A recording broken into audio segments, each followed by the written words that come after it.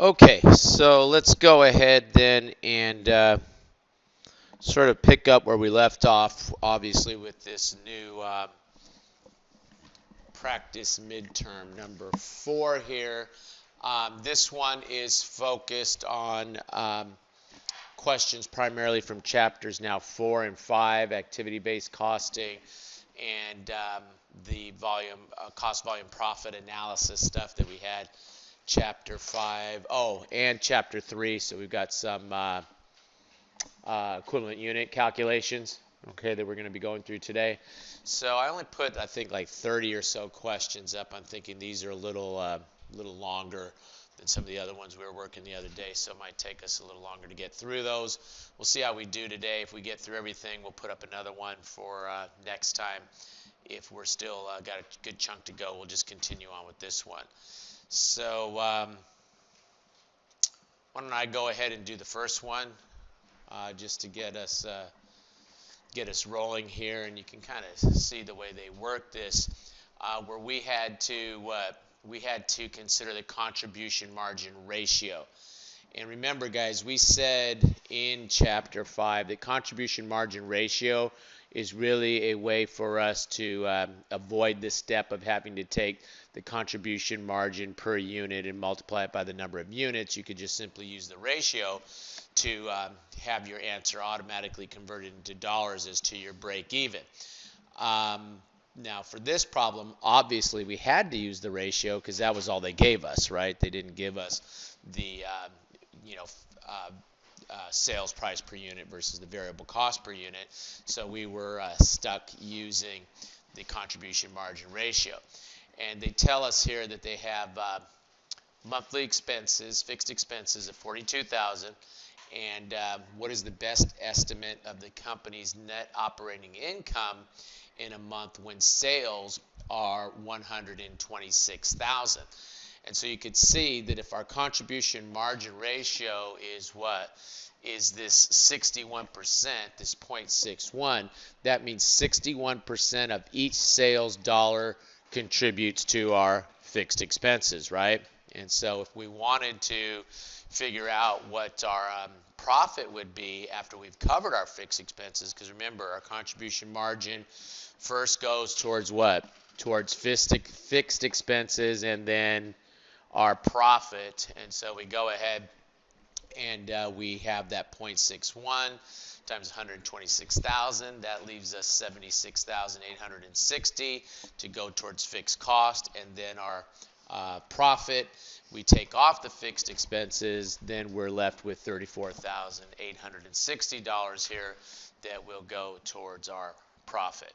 Okay, so a pretty straightforward question. You had to use the contribution margin ratio here because they didn't give us the variable cost per unit, the sales price per unit, for us to be able to figure it out on our own. So, or not using the contribution margin ratio, we had to use what they provided us here.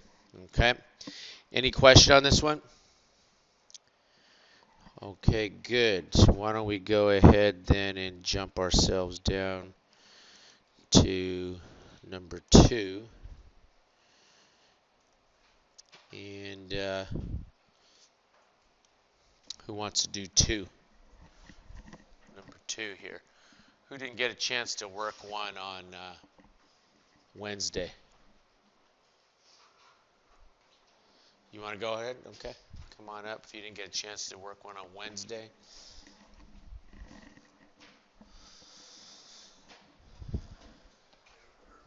Huh? Yeah, okay. Well, they get a little tougher later on. I might have to help you later. Watch the tripwire here. We're going to have to deal with that the whole time. And, oh, I didn't set up for the pen yet, I don't think. So let's see. I think we might have to.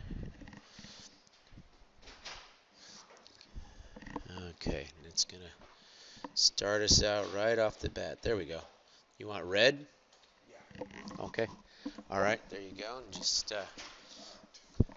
so we're looking for break even in monthly sales dollars. So to get the break even, we need fixed and the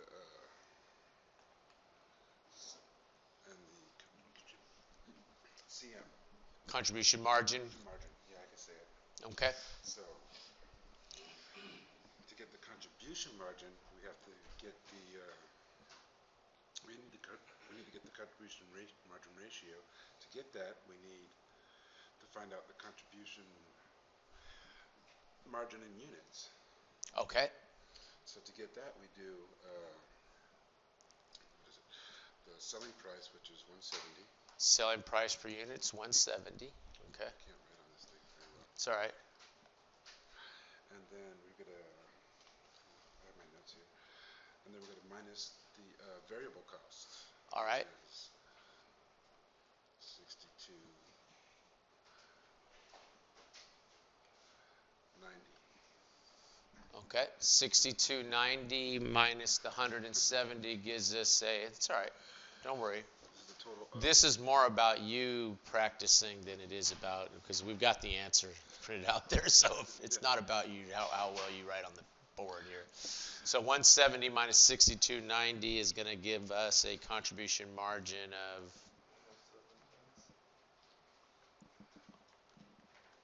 Okay, good. $107.10 per unit. Good. That's fine. Oops. That's all right. I don't know how you got that to go away that quick. Usually I have to say I have to do some sort of voodoo dance around the thing to get it to go away. So. All right. Now that we have that, we divide that by our contribution. By your sales price per unit? Price per unit. Okay. So we got 107.10 divided by what? 170? Is it going to let you write on there without bringing up that stupid VIO thing? Looks like it wants you to do some operation there. Does anyone have an idea of how to make that thing go away? Oh, save and close maybe? No, there's that little check on the corner there, save and close. Yeah, try to hit that, see what happens. No? Let me see. I don't know why that thing keeps insisting on coming up.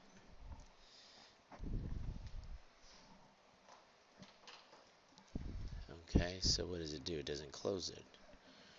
Great. Maybe if I clear it now. What did we do before? I don't remember how we got out of it before.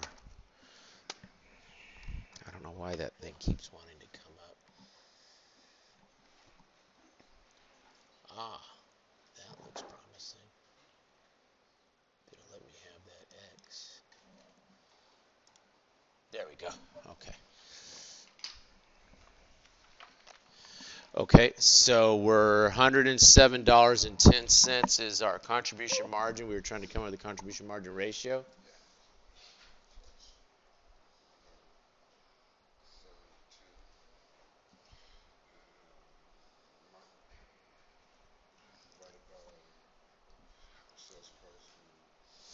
Okay, good. 107.10 divided by the sales price of 170 gave me a contribution margin ratio per unit of 63%. Okay, good. And then to get the break even in sales, we did what?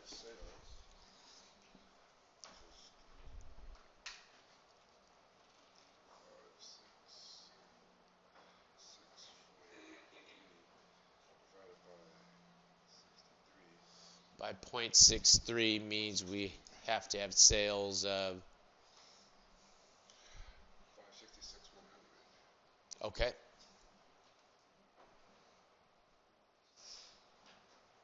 Okay, and that's our monthly sales, right? 566,100. Yeah. Okay.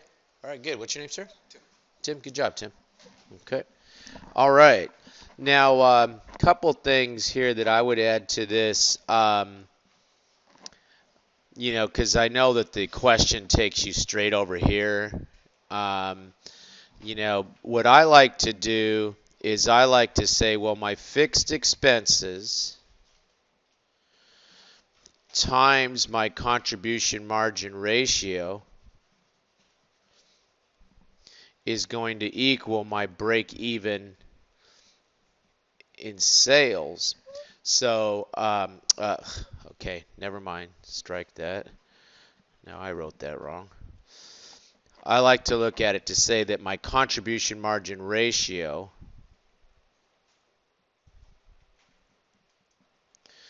times my break even what?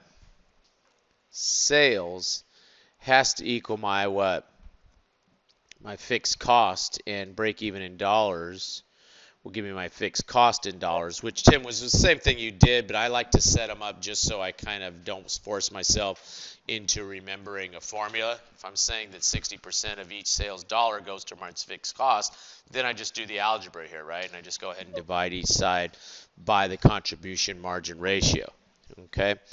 The other thing that you could do with a problem like this, I'm just going to go ahead and erase this, not because I don't like it, just because I want to get some more space here, is you could take the contribution margin per unit, which you can see calculated here was what, 107.10, like Tim came up with, 107.10, and I could set that times my break-even units and say that that has to equal what? That has to equal my fixed cost, right? Okay. And so if I say 107.10 times my break-even units, then it's got to equal, what's my fixed cost? 356,643 per month, right? And then I simply get my break-even in units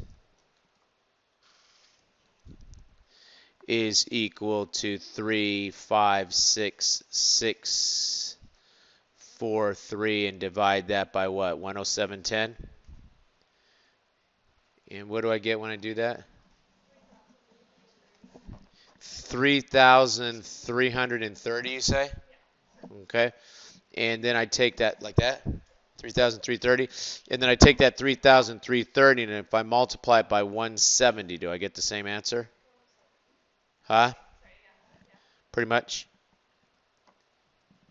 566,100. Huh?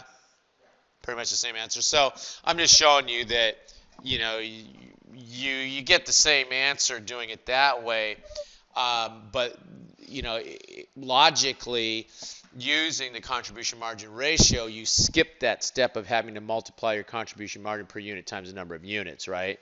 And so I think you save a step or two doing it that way, using the contribution margin ratio. And of course, in that previous problem, we had no choice. They just gave us the contribution margin ratio, so we were stuck with it, right? Okay. Okay, good. Any question on that one? Okay. Who wants to do this one then? You want to do this one? Okay.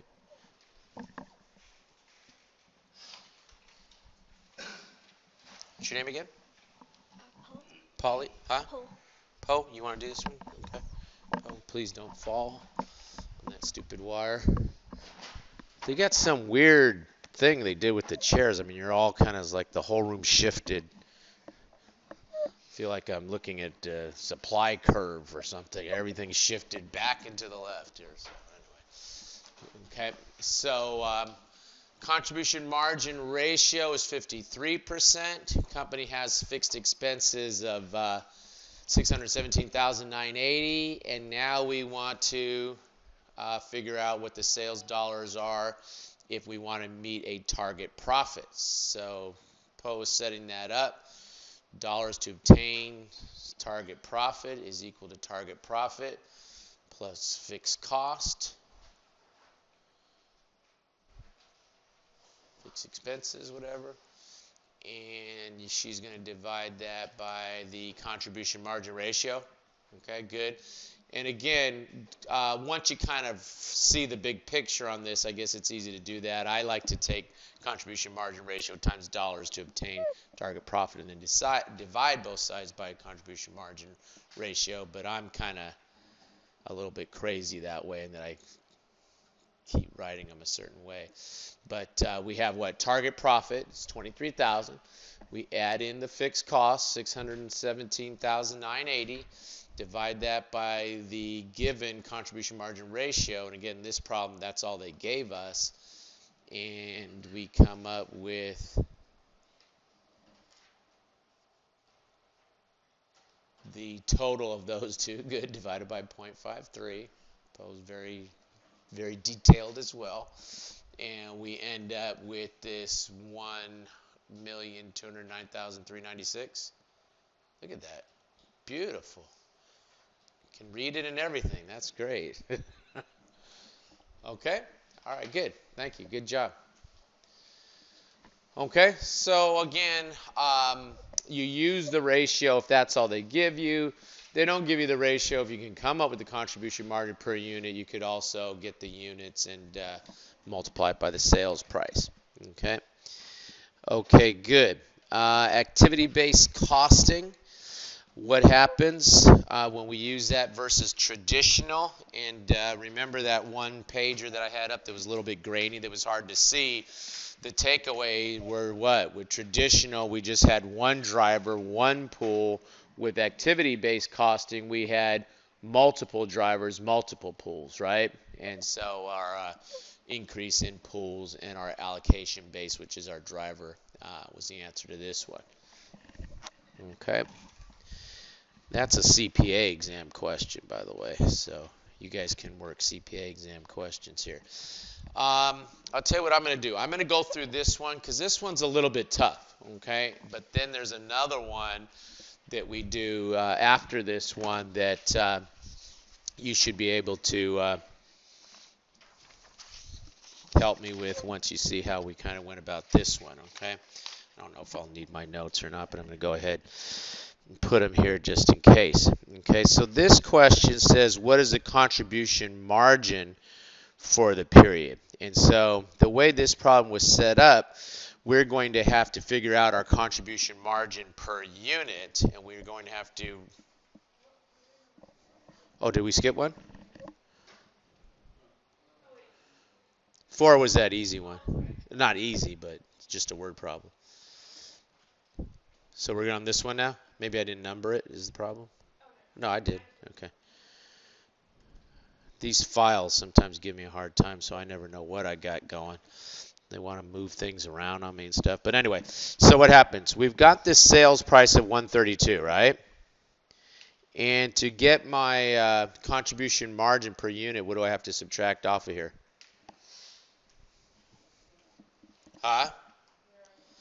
Good, I got to get my variable cost off of here, right? So this one was a little different in that I had to kind of, well, I guess not really. They labeled it pretty nicely for me, actually. I have to subtract out my variable cost per unit, don't I? So I get my direct materials, which I know is my variable cost per unit. Now, you know, we won't always call out that direct materials are variable cost. You need to know that. But this problem just told us I've got to subtract off what? The $17 for direct labor. I know that's variable cost. How about my variable manufacturing overhead? That's obviously variable. How about my variable selling and administrative? That's obviously variable. Okay, so they did a nice job of labeling those for me. And when I go ahead and I subtract all of those items off, I get $61 per unit of my contribution margin, right? Just taking my unit sales price minus the list there of my unit variable costs that were given to me, right?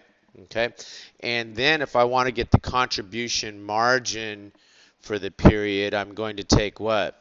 I'm going to take that $61, right? Contribution margin per unit, and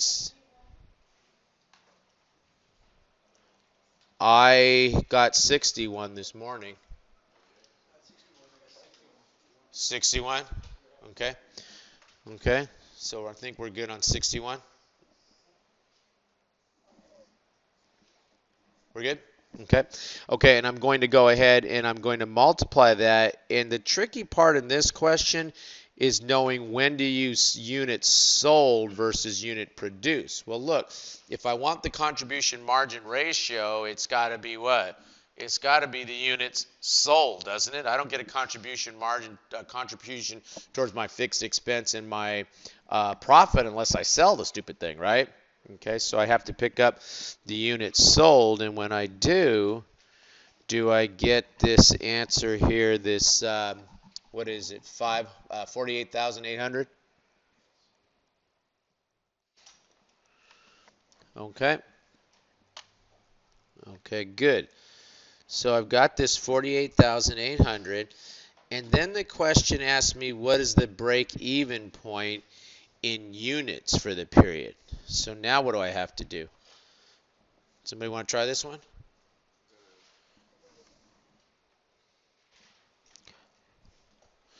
I got to take my what? The way I set these up, and I do them. If you ever look at one of my papers, you know, when I'm working the notes, you know, getting ready for the class or something, I set them all up the same way, just to, you know, make sure that I'm staying in practice of how I want to show you how to do this. But I always set them up to say that it's my contribution margin per unit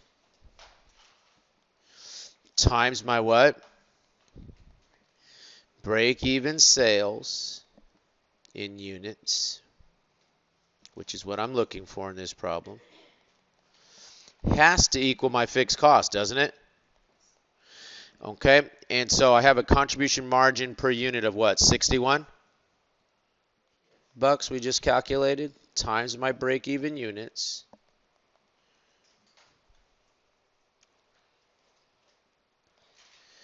And that's going to be set equal to my fixed cost, which for this problem, okay, they broke my fixed cost into selling and administrative versus manufacturing. So what? Those are all fixed costs, aren't they? If I want to break even, I'm going to have to cover all of that. So I take my 39,600, my fixed manufacturing overhead, plus my 7,200 selling and administrative. And when I do, that gives me the total of these two, which is going to be what? 46,800. Thank you. So I'm going to take this 46,800 and now divide it by the contribution margin per unit, right? And what do I get when I do that? 767.2 something? 213, whatever. Okay. Now, if you look, the answer here is what? 768, which is clearly the closest answer. But unlike other rounding situations where you could argue, well, the rounded number is more precise, here you got to round up always to 768. Someone could say, why not 767? Well, I can't make a fraction of a unit, right? So I really don't break even until I sell that 768th unit. I have to sell that one, right? Okay, so you always round up with these. Okay? Okay, good. Then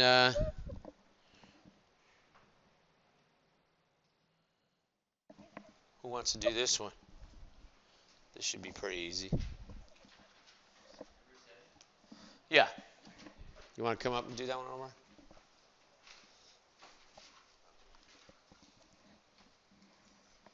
How are you this morning? Good. Okay. Please don't fall. That'll ruin your morning. You look like you should be saying, please open your hymn books to page 372. Okay. Okay, so we've got our contribution margin ratio. Which equals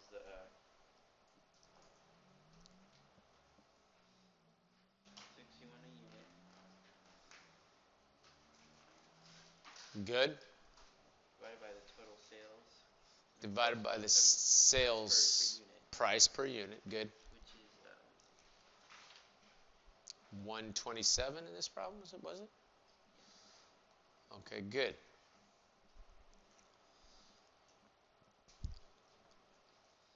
find that. I'm assuming giving you this 4.46 something or another. Anybody got the number, huh? Oh, 132. Sorry. I was looking at. Didn't I use 127 a minute ago? No? Oh, okay. I guess that's the next problem is 127. Okay, divided by 132. Okay, and that gives you this 46.46 what? Okay. All right, good. Nice. Is that one too easy for you? No? Huh? Okay. Okay. So how about the break-even point in sales dollars? Now the temptation here is to do what? Study something other than business, right? Become a doctor like your mom wanted you to? Is that the temptation? Temptation here is to do what? Is to take this, take the fixed expenses, which were what? 46,800, and divide it by what? Divide it by the contribution margin ratio. What do you get when you do that?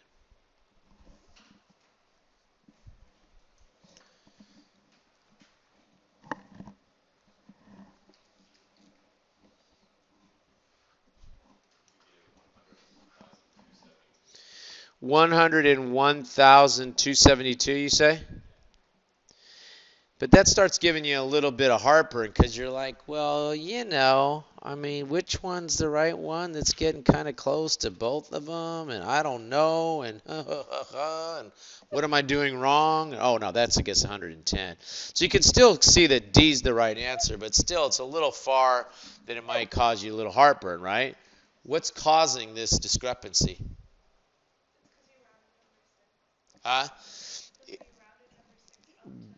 It's because we have to round number 6 to get to our break even, right? Okay, and so what happens? That's right, we did round it, and we have to because we can't sell a 0.2 of a unit, whatever it was, right? And so when you're faced with something like that, your best bet is to do what? Take the break-even units that you just calculated in the previous problem, or a couple problems up there, which was what? 768, and then multiply that by, what's the sales price per unit? 132. And you get then the exact answer here, don't you? Right? Because we had to round up to that 8th unit, 768th unit, and so that's how we got that answer. Yes, sir.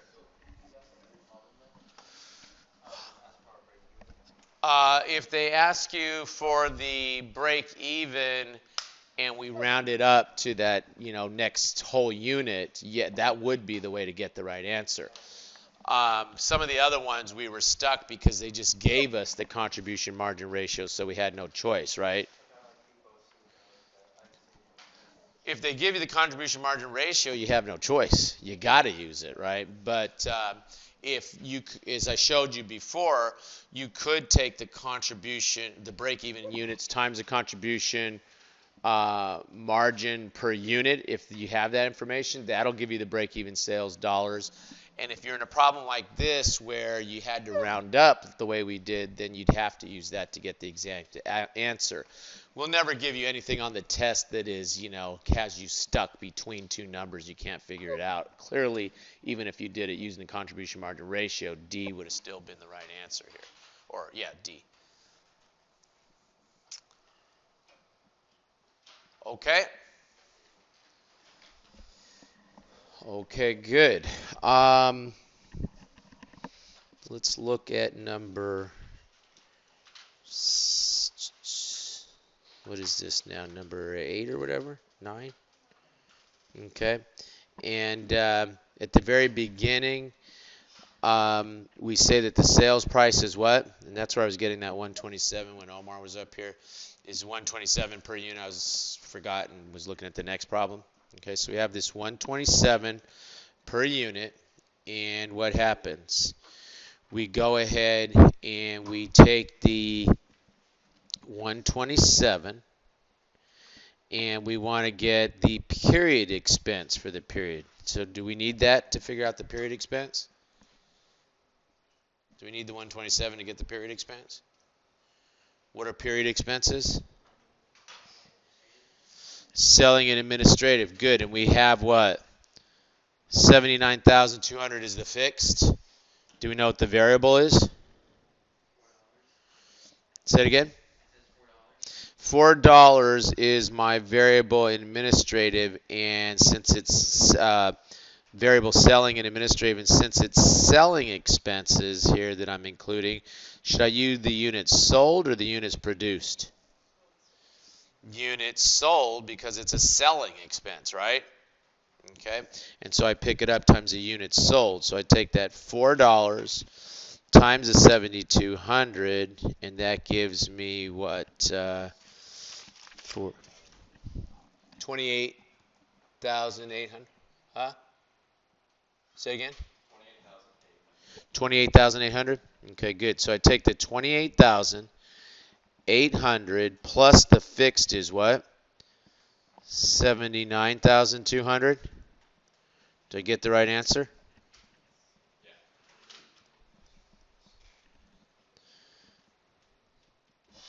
Okay, so that one was a little bit tricky because you had to figure out, well, look, since we're talking about costs that are incurring to sell the units, it should be what?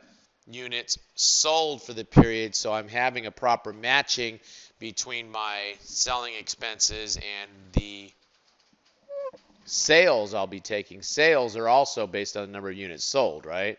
Obviously. Okay. Okay, good. Let's go ahead then and let's take a look at this one. And we want to figure out the gross profit for the period. What's gross profit? How do I figure out gross profit?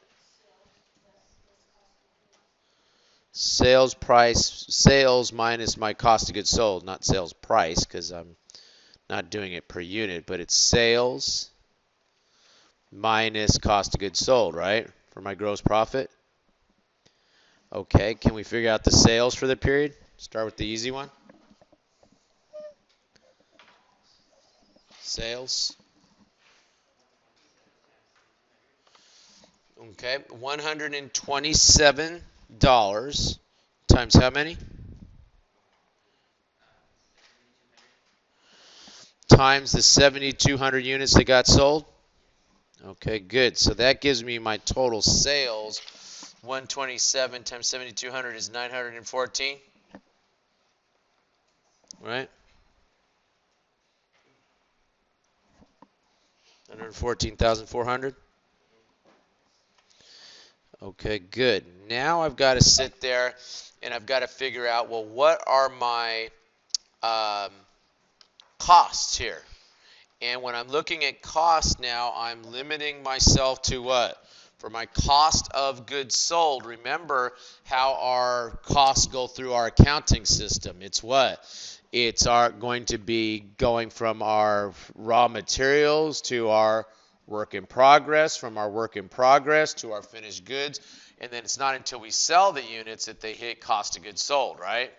Okay, and so how am I going to carry those costs forward? Well, first I have to come up with my costs per unit, and so is my direct materials part of my cost? Okay, so I pick up the direct materials. I'm just going to write them right here just so we can visually see them as we go along. How about my direct labor? Got to pick that one up. Good. How about my variable manufacturing overhead? Got to pick that up. How about my selling and administrative costs?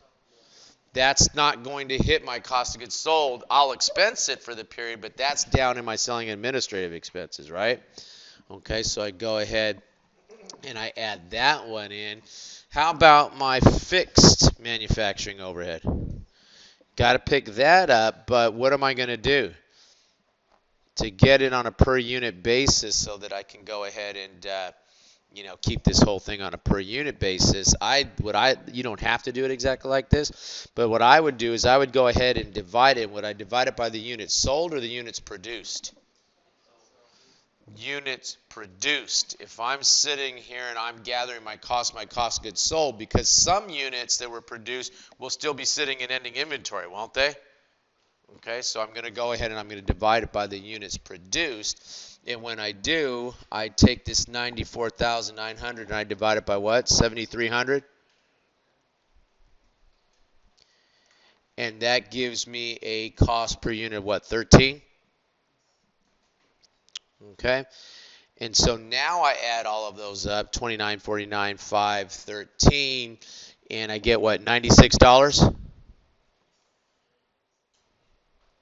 $96 per unit is my cost, right? Okay, and I take that $96 per unit now, and how many units did I actually sell? I multiply that by the 7,200 units I sold, and that now gives me, what is it, 691,200, right?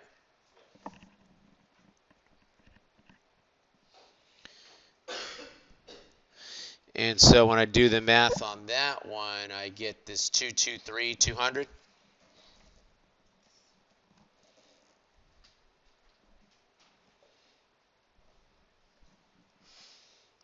Okay, so the trick in this one was what?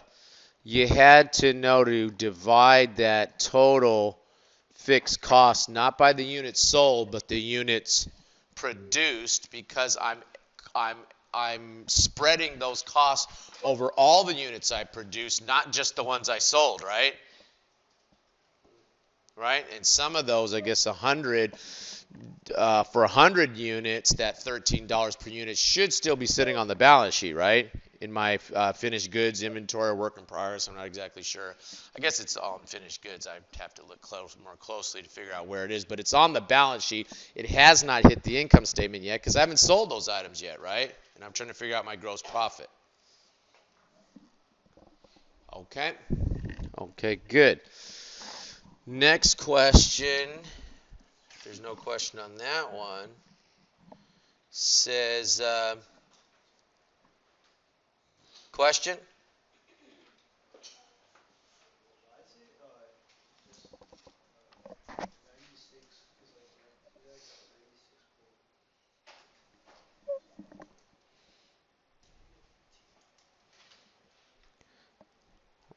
I don't see how you could have gotten a point out of that.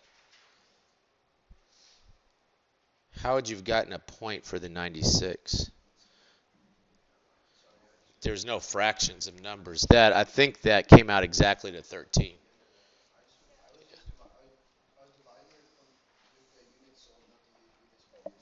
Yeah, you got to use units produced because, again, that fixed cost got to be spread over what we sell, yes, which we're trying to get to in this problem. But also, what we haven't sold yet, we still have to spread that fixed cost over those 100 units that are still sitting in inventory. Okay, good. What is the operating income for the period?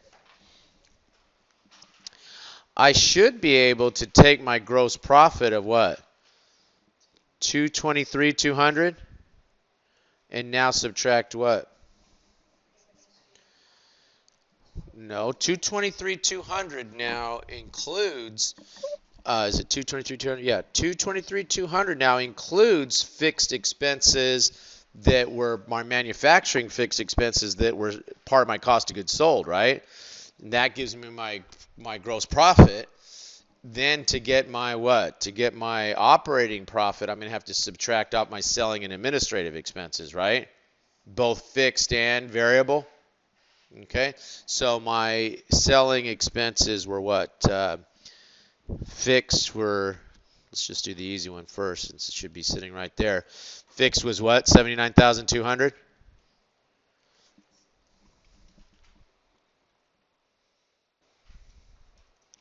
variable, what is it, $4 per? How much is my selling administrative variable cost per unit? $4 per times how many units? Times the units what? Sold now, because those things are sold, right? Okay, so when we're talking about what? Our gross profit, it's the units, or our cost of goods sold, it's units produced that we spread those costs over. When we're talking about what? The units sold, it's going to, our variable administrative, it's what? The units sold. So 4 times 7,200 is how much? 28,800? Okay, good. So let me rewrite that over here just so it looks a little clearer. 223,200 minus what? 79,200 minus 28,800. Does that give me the number I'm looking for here? 115,200?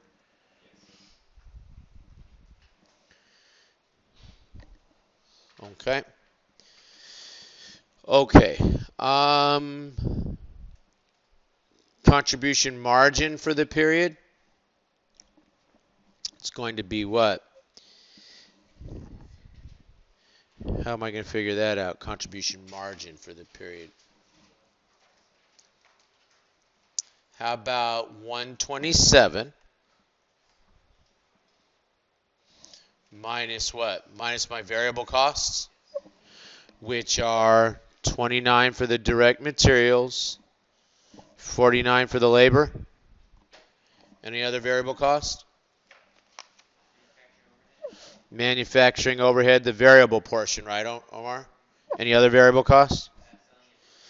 The variable selling and administrative, I take all that off. That gives me contribution margin per unit of what, $40? Did we figure this out already? Okay. And then we're going to multiply it by what?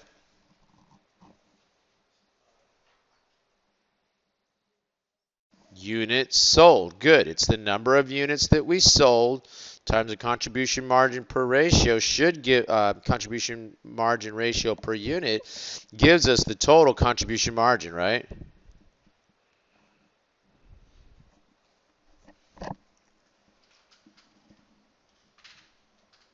Right?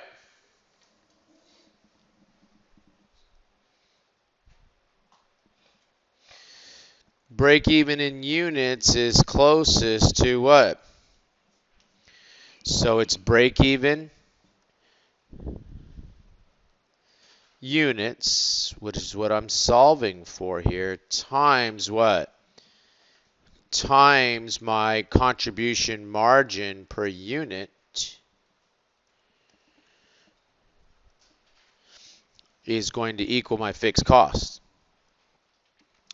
My contribution margin per unit is what? $40? Times my break-even units equals fixed costs. What are my fixed costs? 38,000, which you got by doing what? Huh? 108,000, which you got by picking up. Did I go all too far here? It was the fixed cost right here. Is that what you picked up?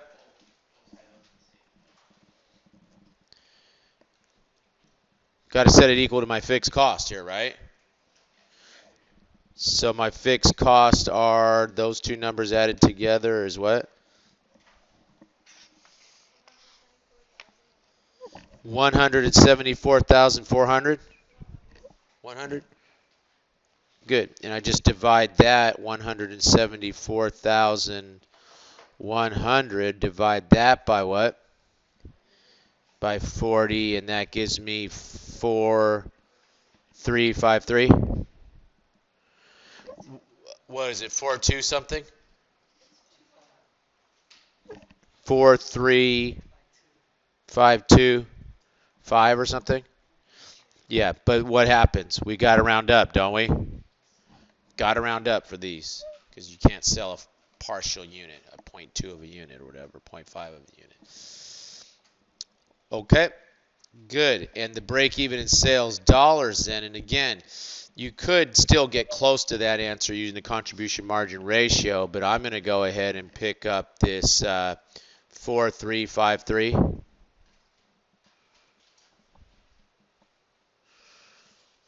times what? Times, was that the answer to the last one? 4353 times what? Times the 127? Guys, if you're going into a coma, snap out of it because in a minute you're going to be back up here. I'm doing these couple ones with you because they're kind of tough. So what does that give me, this number?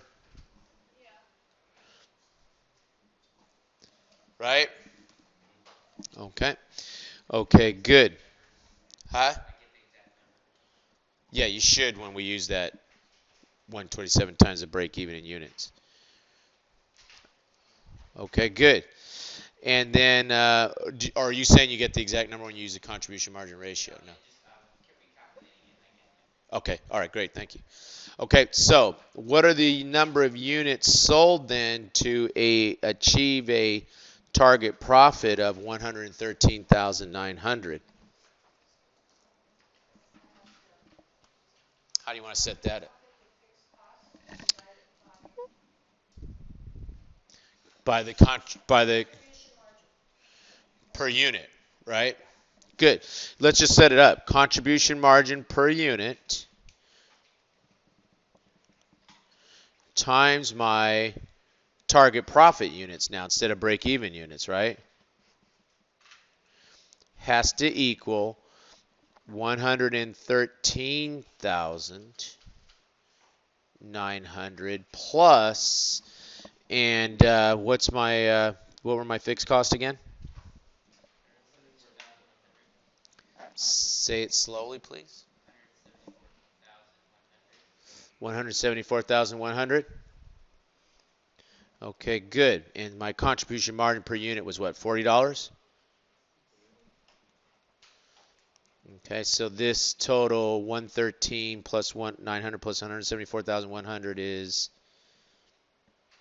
what's that total?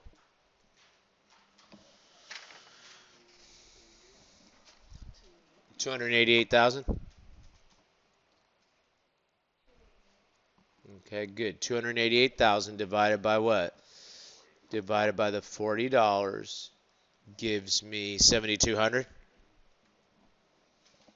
Okay, and then I just take that 7,200 and multiply it by what?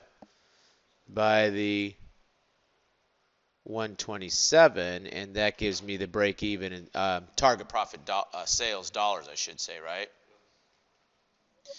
Now, what's interesting about this question, I mean, I guess this is like, the joke around accounting hangouts. Everybody goes, oh, yeah, that problem was really funny. Number 16 and 17 were a blast, because you could have gone back all the way back up into this problem.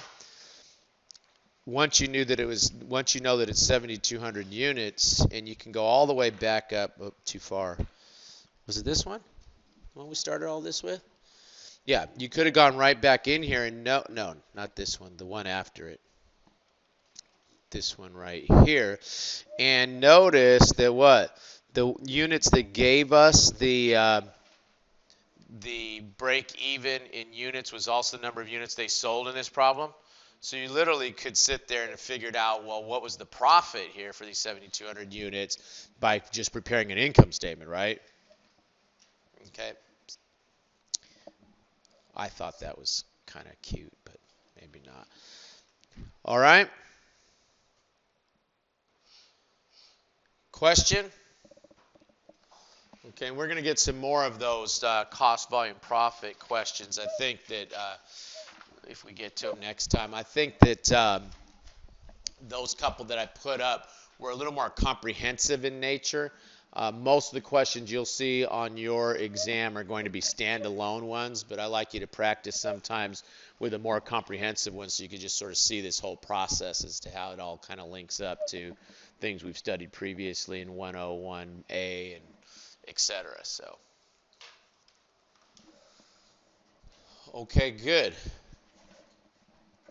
Who wants to do this one? Who didn't get a chance to do a question last time? Did you do one last time?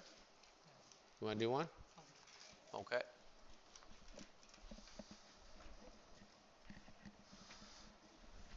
You can scroll that down a little bit. I don't know if you need to see the choices. Here, I'll do it for you. You just kind of use the mouse here. Just there you go. Give you a little more perspective there. Maybe not.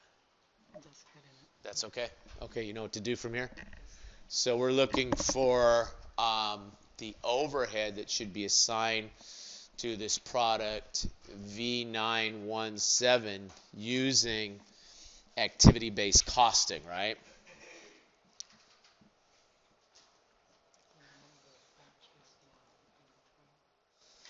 So we've got 83 number of batches, right? So how do you want to assign the cost there?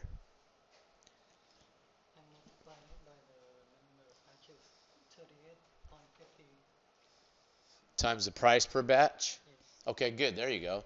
83 batches times 38.50. It's going to give us what, everybody?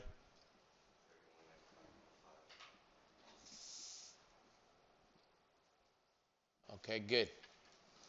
All right. How about processing cost?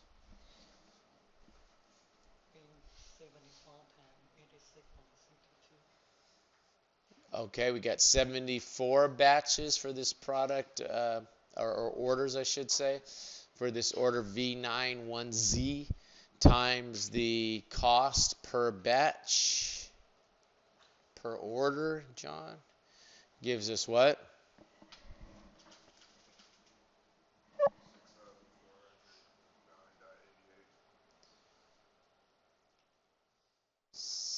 $6,409.88, you say? 6,400.09. You want to erase it? Just dip your pen in the eraser. That'll let it erase. And then dip it back in the pen, just like watercolors. You guys played with, how much was it? 6,000, no, 409.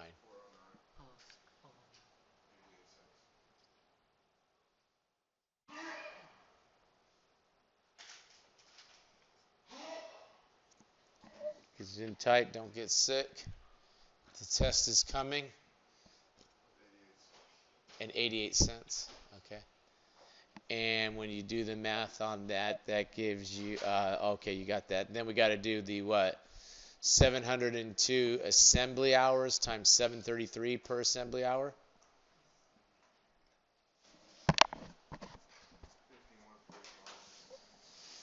Okay.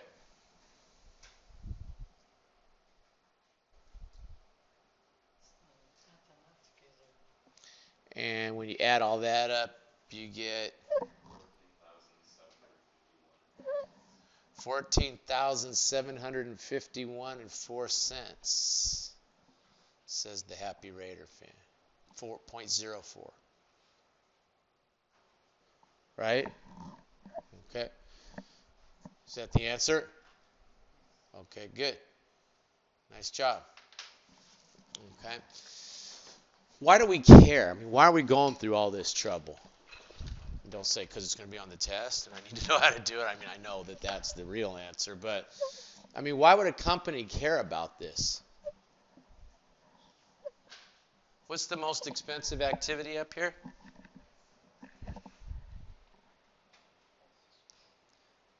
Processing customer orders. Okay, and so what happens? Clearly, product V91Z is a pretty expensive little product for us here, isn't it? Must be the fancy one. I don't know why it would take so long to do the customer orders. Maybe we got to talk them into buying that thing or something. But what happens? We can see that that's using up quite a bit of that expensive resource. So that's clearly going to be the more expensive product, right? Okay. Okay, good. So we get a better idea of what our pricing needs to be associated with that product. If we didn't do that, we just sort of, sat here and did it by something like, just the number of assembly hours or something, we might get a distorted answer, right? Okay. Okay, good. How about this one? What is this, number 18 here?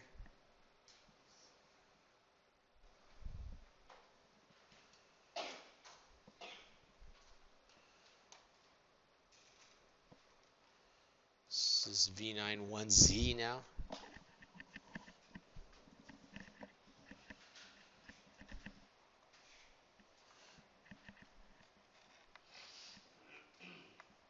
Oh no, we're done with V91Z, right?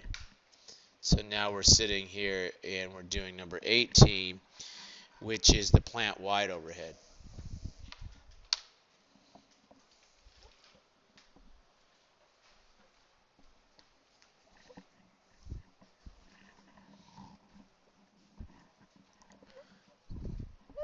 So who wasn't here last time? Or didn't get a chance to do one last time?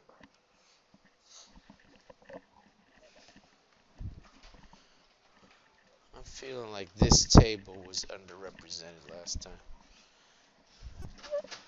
Who wants to do this one for this table? I'll do it, but I'm not 100% sure. Okay, that's all right. The only time you need to be 100% sure is 2 weeks from today. So you got time. Okay? All right, good. So let's go ahead and let's take a look at this one. What's your name, sir? Daniel? Daniel? Okay.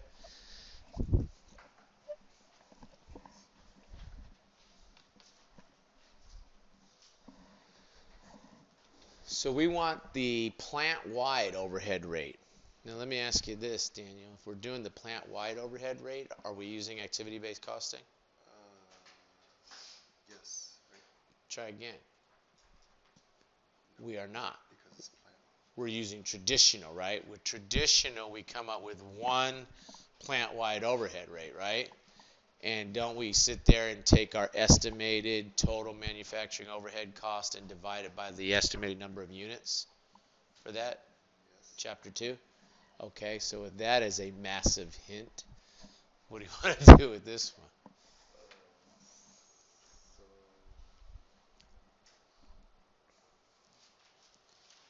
So Do you want to pick up that total, the estimate of the total overhead cost for the period? That 8,320,000? So write that first. Yeah, go ahead. Put down 8,320,000.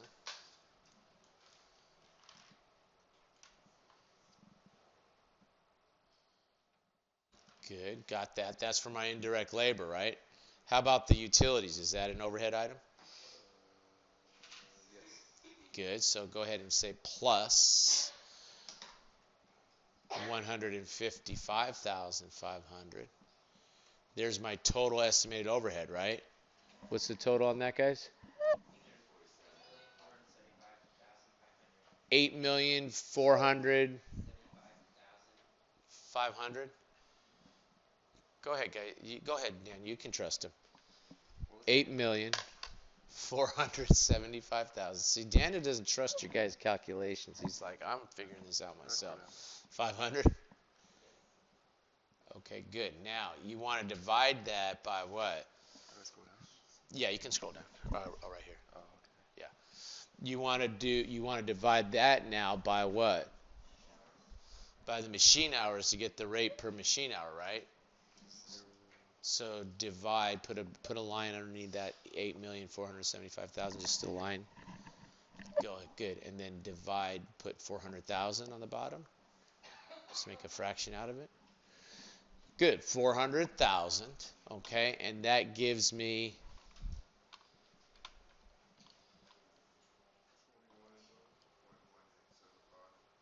Okay, you can just sort of right at the top of that next page, right there. It'll be fine.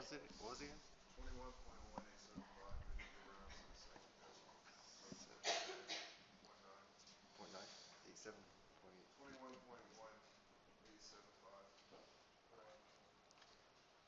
Put a 1 in front of that 8, I guess. 21.1, so put a 1 in front of that 8. Yeah, there you go. And so that's how they got what? The choice here was 21.19. So you can just scroll up a little bit here. I'll do it. Scroll up just a taste to see. 21.19. Good. B is the answer. I didn't give you the answer on that one? You guys still got it right. Fantastic. Okay. Good job. Thank you. Watch your step, please. Okay. Good job. So that was really a review of what? Chapter, I don't know. I'm losing track of the chapters now. Chapter 2 or whatever, where we sat there and we did a plant-wide. But remember, we talked in Chapter 4 where we talked about activity-based costing. We said plant-wide, department, and then activity-based costing was truly when you did it per activity, right? Which was the last problem we saw. Okay. Okay, good.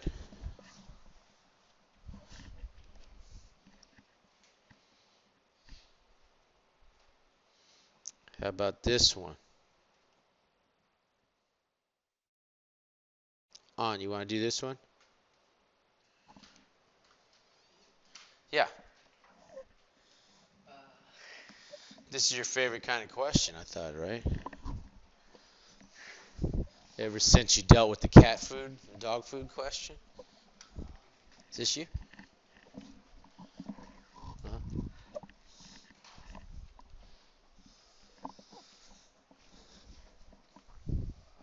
Product B.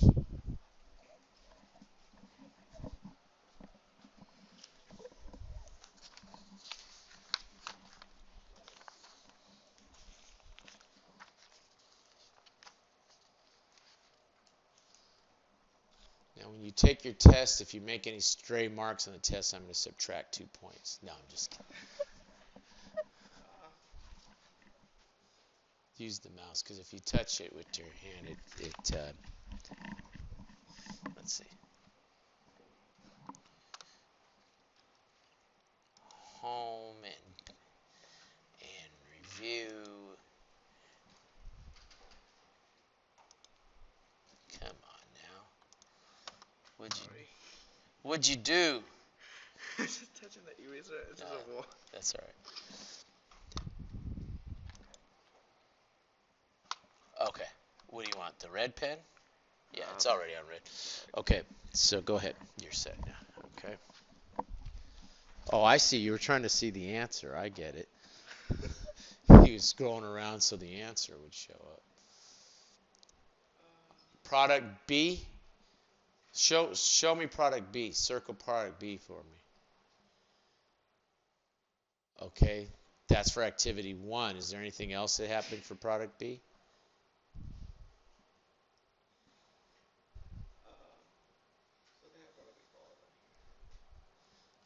Okay. Okay, good. So we got our product B's activities. Do you have a cost per activity? Yes. So 70,000. Okay.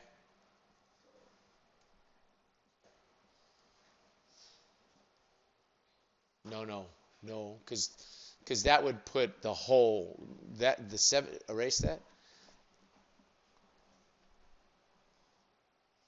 Okay. Very neat, very good. Hang on, don't divide it. Get rid of that divide sign. Okay, now look, we've got $70,000 cost of product. I should say of activity 1, right? Yep. Okay, so go ahead and write $70,000 right there in that white space right here.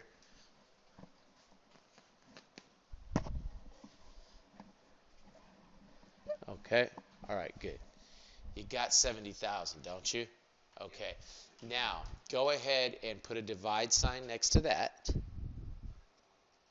That's where our dividing is going to be. And how many units of whatever of activity? And they don't tell me what this activity is. I don't know if it's hours of labor or units of electricity. I don't know, right? They don't tell me here, which is a little annoying, but that's okay. So how many units of activity?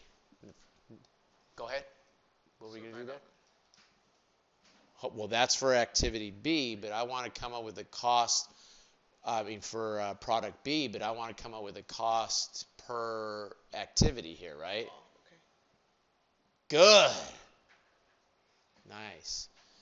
Plus the 20,000. There you go. Okay, and when you do the math on that, I think you get $2, right? Okay, so the cost per activity 1 is $2, right? Okay, good. All right, go ahead, do them for all the activities. Yeah, go ahead, do them for all the activities. Good. Might as well get them all the way while you got that set up like that. Okay, and the cost for the number of units associated with activity 2, whatever those are.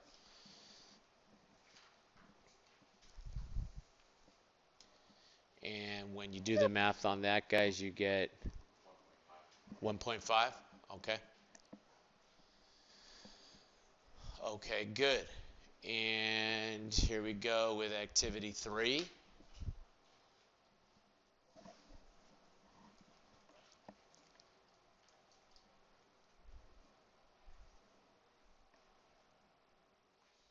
Whatever the activity is that's associated with that activity 3, however they're driving that.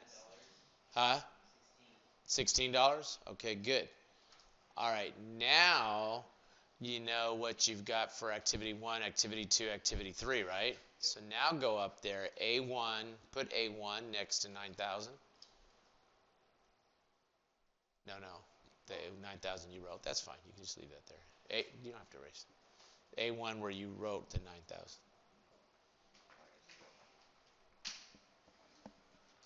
Go over by that 9,000 that you wrote. Is it back on pen? Yeah, there you go. So for A1, good. 9,000 times how much on per unit? Good. Times the $2 per unit. Beautiful. Write it. Yeah, there you go. Times. Yeah, 2. There you go. That's what, 18,000? Even I can do that one in my head. Okay. All right. And then what? Activity 2. Yes, sir.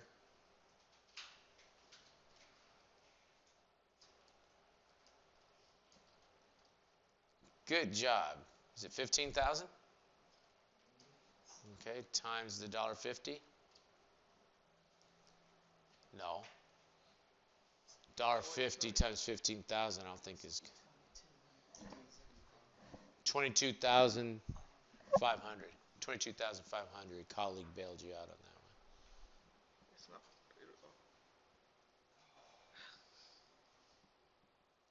22,500. Good. Okay, good. And then A3. Again, this problem's a little annoying because I'm sitting there and I'm like, well, I'd like to kind of have a sense of what these units are that are associated with the activities, because it's a little easier for me to understand if they give me like some sort of,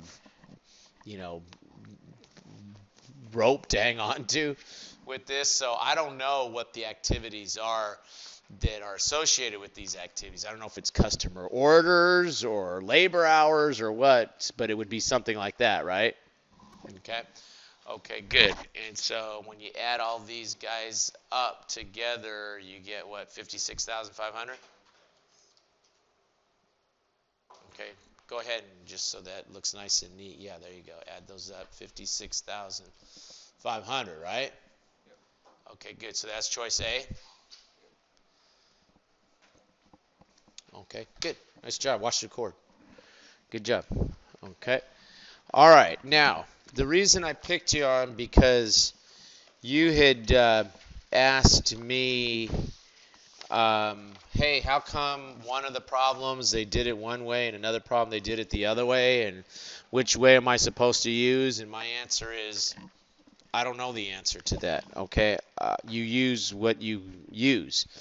Okay, now I'm going to go ahead and I'm going to answer this same question, but I'm going to do it a little differently. Okay, so I'm going to take this same question now, and I'm going to sit here and say, okay, look, I've got a total here of how many of these activities? Of the amount of this activity is 35,000, isn't it? right? Okay, so I'm going to go ahead and I'm going to say, well, if I want to know how much of that 70,000 to put to product B, I'm going to take 70,000, and I think we saw them taking this approach in some other problems, and I'm going to take the ones that we did for chapter 4, and I'm going to take 70,000 and I'm going to multiply that by 9,000 divided by 35,000. And when I do, I get 17,999.96. Am I getting the same answer? Am I getting the same answer? Okay, it's substantially the same. Okay, then I'm going to take that, I'm going to look at this activity 2, and when I add up whatever these things are associated with this activity, I get 40, I get, what's the number I get? 30,000, thank you. I get 30,000. So now I'm going to take this $45,000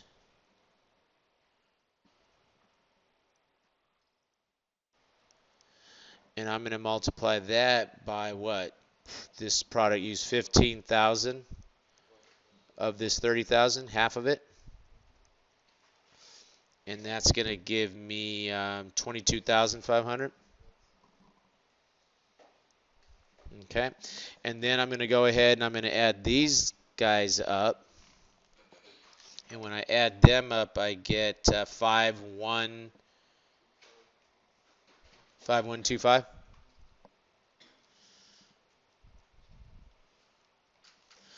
And so 5125, and I'm going to take that 82,000, and I'm going to note that this product used, what was 1,000 of it? 1,000 of that 5125, and that gives me now 15,999,995, which is pretty much the same answer again, right? And so when I add all that up, I clearly get this 56,500 or thereabouts. Close enough for government work. I get the same answer, right? Okay, so I'm pointing that out. You know, I'm not calling out that you do it any one way. I'm just calling that out that as you look at these problems and you start looking at them more carefully, don't get tied up in, well, wait a minute, over there we did this, over there. It's probably whoever they assigned, whoever the textbook authors assigned the task of doing the problem came up with some way of doing them. And I can't sit here, unlike other ones where I sit here and I tell you, hey, always use base, do them this way every single time. I don't have a particular, key preference for how to do these. I think you can use the different methods that you're seeing in the text.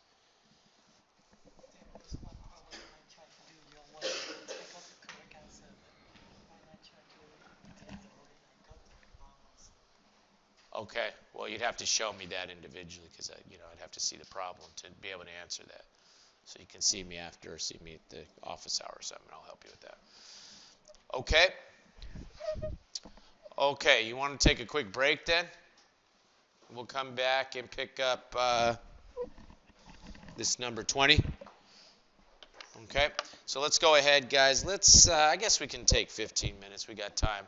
And we'll come back about 25 to 12, and we will finish. Looks like we're in probably pretty good shape to finish this test. So, okay. If you haven't had a chance to come up, this would be a good time to start to look at one of these. So when I call on you and ask you to come up, you can come up. Okay. All right, guys. By the way, I'm going to hand out the attendance sheet. You know what I mean? Okay. Yeah. Okay. I understand. Let me give you this.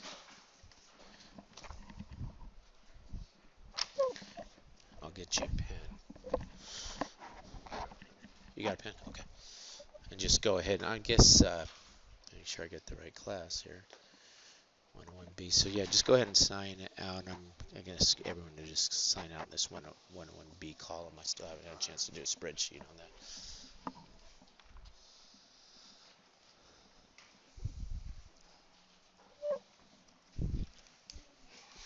You all right? Hang in there, okay? I'm just trying to pick bits. They said it only takes so many times. Okay. All right. Well, hang in there, and then if the test comes and you're having an issue, don't feel you have to grind through it. Talk to me then, okay? Okay.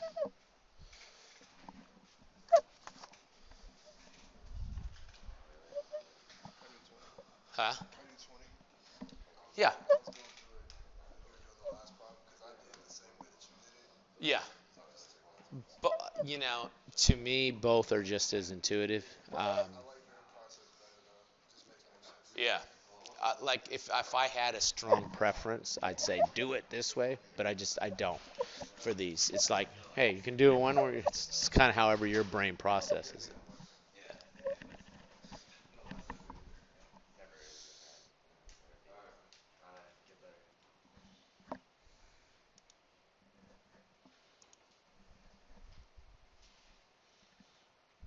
The break to be thinking about for practice midterm 5, the nature of questions you'd like to see, like On said, the definition ones, since we've done a lot of calculation ones, maybe some that say, I don't know, fixed costs are fixed, right? Whatever some of those questions are that ask the definition. So I'll find some like that to look at and think about others you may want. Okay, thanks, Elliot. So let's go ahead. Another activity-based costing one. Okay. And we've got product A, product B, and they're asking us to do product A. By the way, a good way to study for some of these guys is if the practice midterm says product A, do product B, even though it didn't ask for it, right? You never know. There's a chance that I'll pick one out of the test bank that's similar to one that's in the actual test, and I'll just pick the different product. So you may actually, by looking at product B, you may actually work a exam question before you walk in here. So, okay. So we've got $87,000 is the cost for activity 1, and we're going to allocate that by multiplying that times 3,000 for product A divided by, what's that, 200? Okay. 87,000 times 3,000. And then you divide it by the 5,800. Oh, okay. You could, yeah. I think commutative law of distribution or whatever they call that will allow you to do that.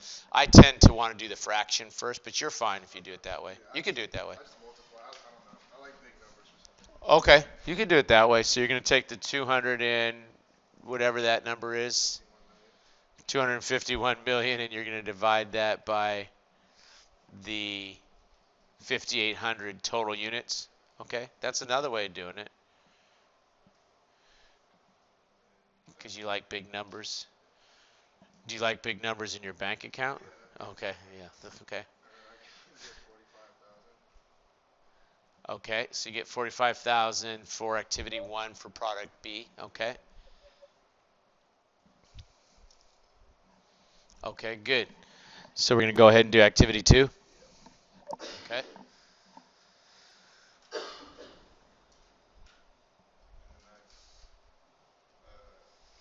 62,000 bucks. Good.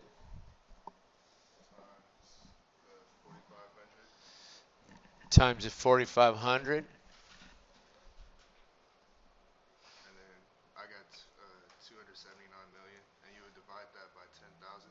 279 million divided by 10,000. And that gives you 27,900. Go ahead, you can write it down. 279,000. We got time. Million, excuse me. You should work for the federal government someday if you like big numbers. 279 million divided by what? 10,000. Divided by the 10,000. Okay.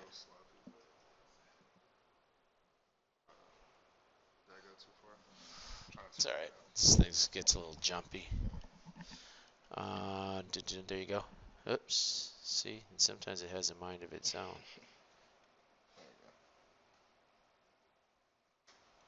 I'll just write Okay, yeah, okay. that equals 27,900. 27,900. Okay, good. And then we're going to do activity 3, right? For product B. And then that's 93,000 93,000 times 2,500. times 2,500. And then I got 232,500,000 divided by 232,500,000. That's a little number. divided by 75 or 7,750 7,750. because you would add the 2,500 and then the 5,250. Right. For the total activity. 7,750 is 2,500 plus 5250. Yeah. Okay. And then you divide those two and that gives you 30,000 even. Okay. So now use the red and circle the 3 numbers you're going to add together for product B's cost, total cost. So you would use for which one? It's for 45,000. Yeah, it's 45 and then 27,900 Okay. and 30,000. Okay, good. And you add those 3 numbers together. Yeah. And then that gets you You can write it in that clear space down there. right here. Right here. Yeah. You can write it right here. Okay. And then that You got gives you 102,900. 102,900 is the total cost that's going to be allocated to product B. And then you're going to divide it by 34,300. are we on doing product B or product A? I thought we were doing A. Oh, are we? Okay, sorry. I kept saying B. We're doing what? Product A. Product A on this problem? Yeah. Okay, sorry. That's what I thought. And then that comes out to $3 even. Okay, good. Is that the right one? Yeah. Okay. Okay, excellent. Okay, so a good practice would be for the test would be to do product B, right? Yeah. Okay. Okay, good. Good job. I like them big numbers too. Okay. All right, good.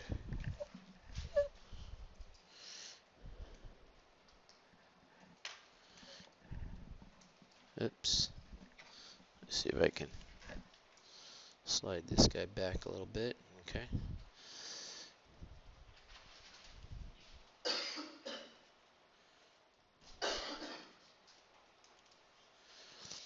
Let's see. Tasty Bakery. I think we did one of these Tasty Bakery ones before, but I think it was a different question when we used this fact pattern before. So who wants to do? You want to do this one? Okay. Want to do the departmental cost, right? Okay. So we've been doing activity-based costing now for the last couple ones. We did a plant-wide overhead. Now we're going to sit here and we're going to do a departmental one, right? So we've got what? We've got our overhead cost, and we're going to divide that by in this case, the driver was the machine hours for the mixing department, right? Didn't we do, when we did this one, I was thinking that mixing would be labor. I speculated, but I guess I was wrong. They're using machine hours for the mixing too. So we pick up the 500,000 overhead costs, divide that by the machine hours of 1,000,000. That gives us this 50 cents. Okay. Let me ask you a wild and crazy question. So let's say they tell us that it's direct labor hours. Because I thought mixing should be labor intensive because the guy has to sit there and mix it. Keep turning the bowl or whatever he's got to do, right? So if it's direct labor hours, how would you set that up?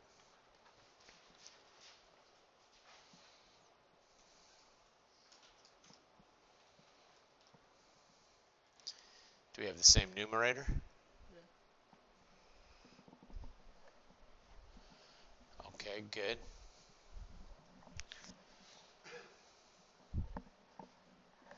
And things goes wild. There you go.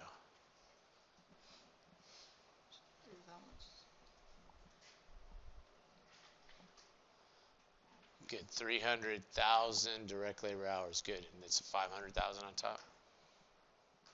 Good. And what do we get? What's 5 divided by 3? Huh? 0.666. 1.6666666. Gives us 7. Yeah. Okay. Okay, good. Good. Very good. Okay. So it looks like you guys are pretty good with these chapters, right? Not really seeing any problems here. I haven't seen any problems with any of it really so far. Let's see. We did this Cleveland Choppers last time, but I think last time, come on up. I think last time I was doing, we did the loaded model and, the base model. Now we're going to do the loaded model, whatever. Okay. What's your name again? Saprit. Okay, Saprit. You want to go ahead and do this one? What's your name, sir, again? I'm sorry. Huh? Harpreet? Oh, okay. Did you send me an email today? No? You did? Oh, I thought you, oh, okay. Well, it's another day. Okay, so we're going to total overhead costs for our loaded model, okay?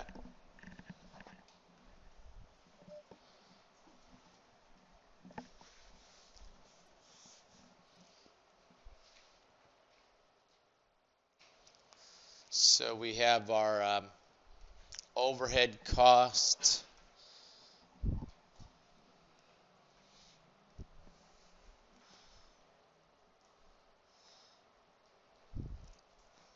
We're going to divide that by the number of components here.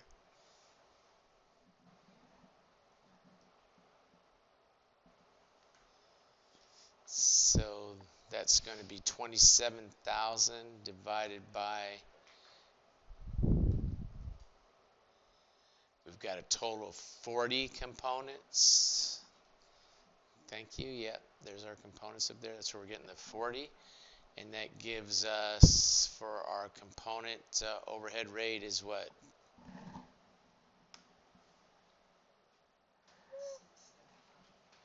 $675? 675? Okay.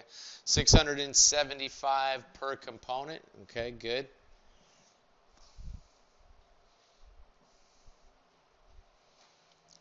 Now we've got our overhead cost divided by the number of setups. So we've got 22,500 for overhead cost for the setups. And we're going to divide that by the number of setups total, 60. So that gives us, what per setup, guys? 375 per setup. Okay, good. So now all we got to do is figure out how many the loaded had for each one of these. Okay, so for our components, the loaded had what? 25? Stop! There it goes. There you go. So we had what? We had 25 components.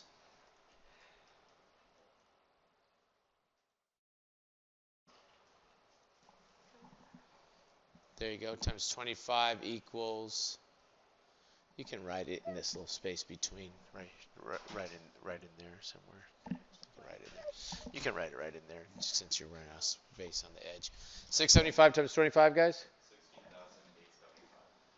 16,875. Okay, good.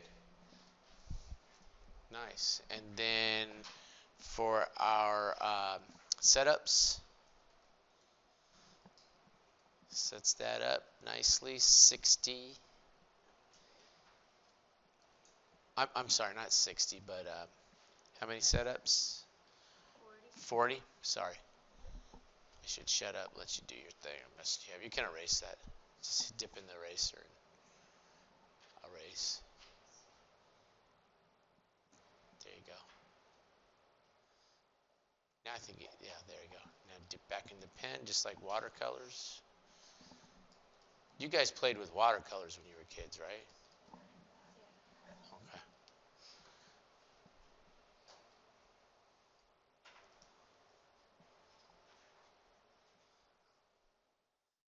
Sometimes the pen wants to tell you what to do. It's not cooperating? Oh, it's just lagging. So it shows up after. Yeah. Oh, okay, there you go. 40. 375 times 40. 1,500? 15,000? Okay, good. So we get 15,000 plus the 16,875 gives us this 31,875.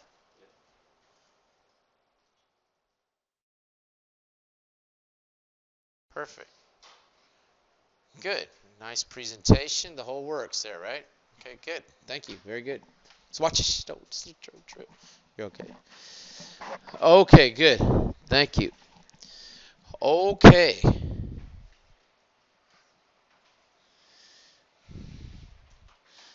The departmental overhead rate, is this the kind of question you're talking about on these type?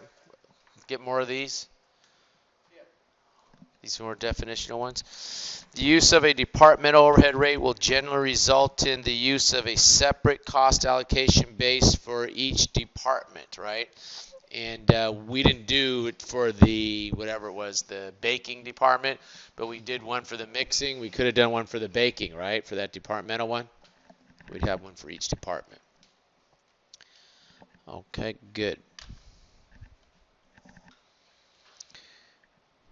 How about I'll do this first one, and that'll get us going on some of these equivalent unit ones.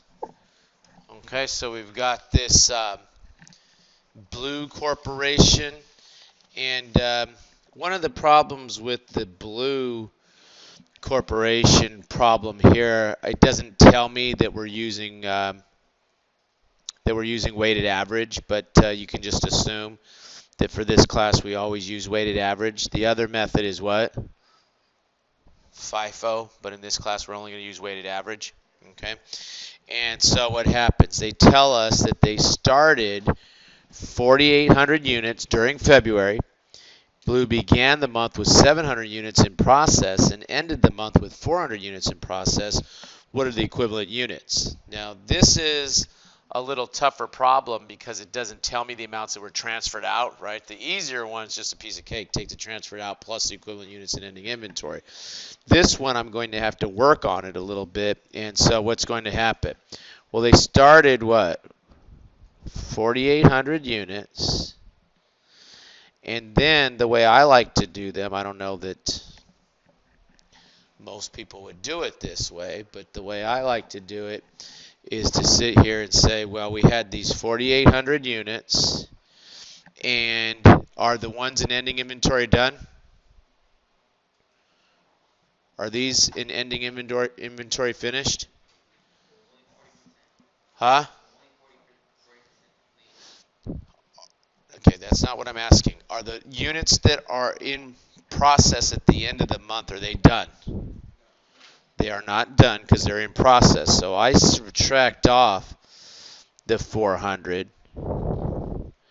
and that gives me then units, what?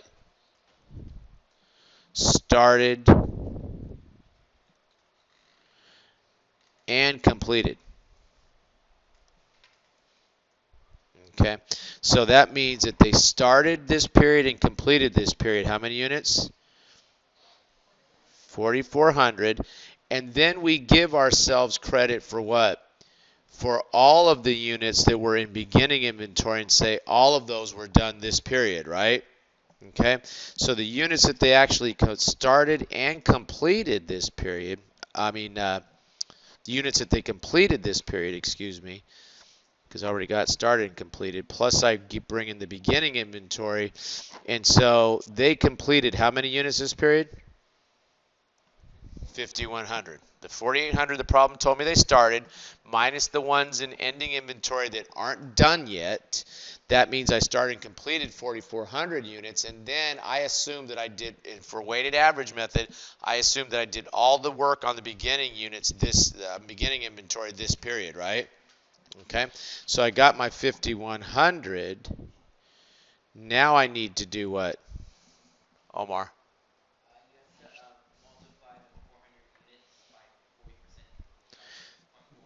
Good. Then I take the 400 units that are sitting there in ending inventory, and since it says they're what? 40% complete, I give myself credit for that work. What's that? 160? And that gives me the 5,260 equivalent units. Answer this question.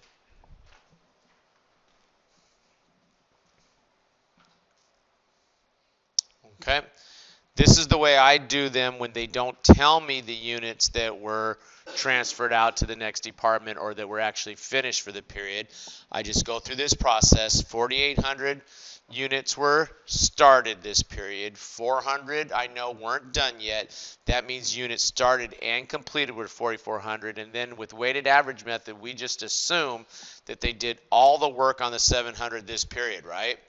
That gives me the units that were completed and transferred out, and then I go ahead and I do what? I add in the equivalent units in the ending inventory.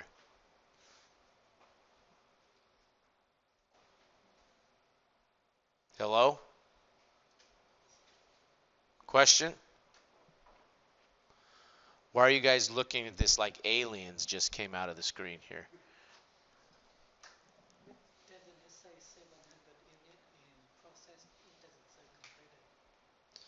Huh?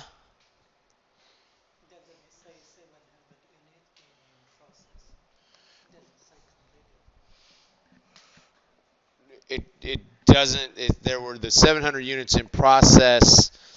They at the beginning of the month, 700 units were in process, and under the weighted average method, we assume that we did all that work on these units this period. Even though the problem tells me, hey, they were 40% complete when the year started, that doesn't matter. Remember I said that's like a shark? If you see a shark in the water, what do? Swim the other way. You leave it alone. Don't mess with that. It'll bite your arm off. Okay, so don't sit there and look at that. That's going to just mess you up. Okay, it's what? Whatever percent the units were in progress at the beginning, I assume I did all that work, what? This period. And didn't I add them back in, the 700 or 100%? Okay, and the way I like to look at them is I say, well, I know they started 48. The number that I'm after is units started and completed here. And I know that they did what?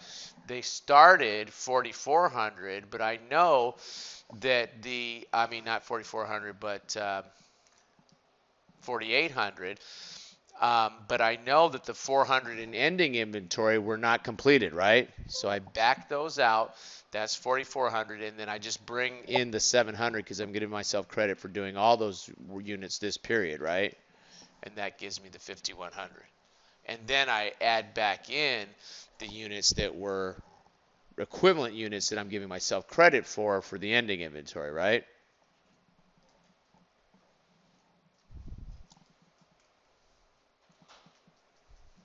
Okay. Okay, good. How about this next one? 24. What method are we using here? Weighted average. Okay, this one came out and said it. I don't know why the other one didn't say it. I think the reason the other one didn't say it is I think I made up that whole problem. That first one that we did, number 23, goes straight back to the slide. The very first slide where I showed you equivalent units, I just pulled the numbers right off of that one to generate this problem, I think is what I did. I think. Okay. Who wants to do this one?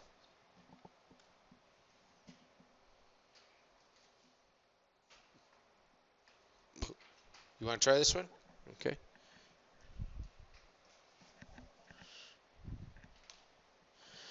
These are a little tougher because I don't think I gave you the answer on these, right? Watch the tripwire, please. Okay. So this one, we also did not give you the units that were transferred out, right? So you're going to have to back into that number here too, right? Oops. I guess that's my bad. I don't know.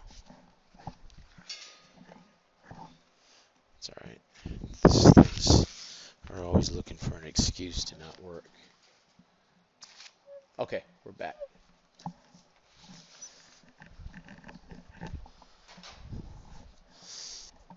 So we have 25,000 units.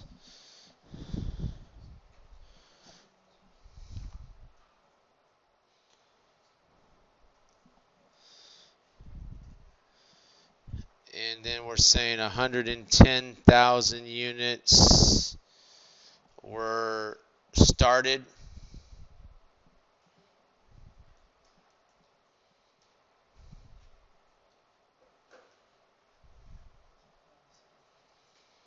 So that gives us 135,000 units that were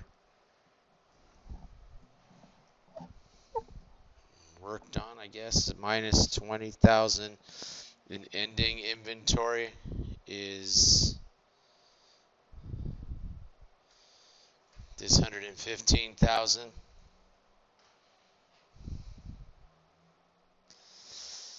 And then we're going to take the 20,000 units times the 80%, and that's going to give us what, 16,000?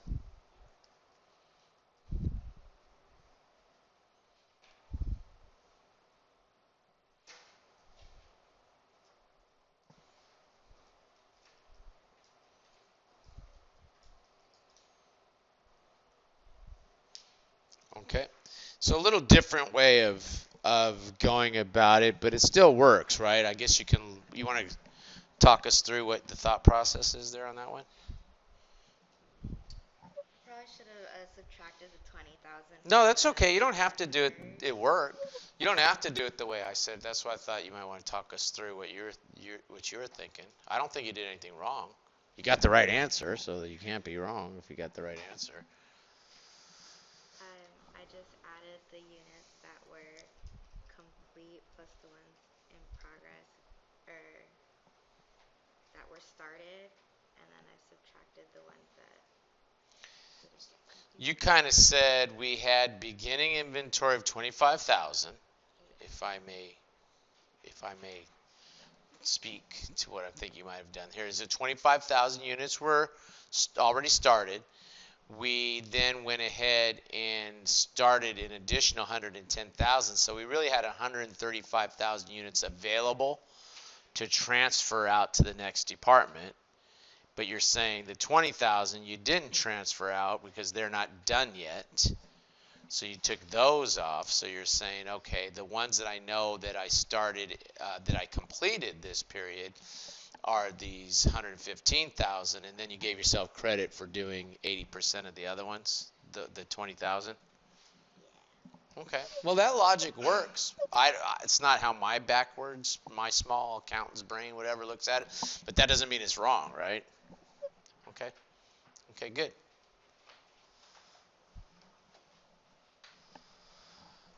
Okay. Who wants to do Wisco Company here?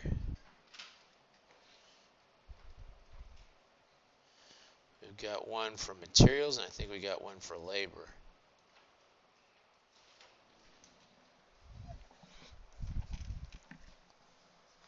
Who hasn't gone yet?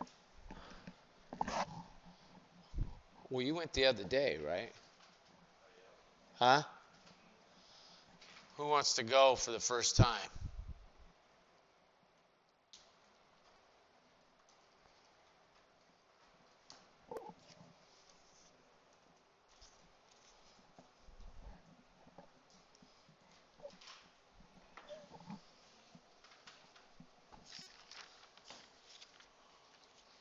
Did you get the chance to go, sir, at the end of this table?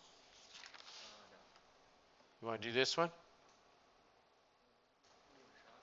Okay, come on up. Remember, guys, there's no penalty for trying here, right? The objective is to get you to kind of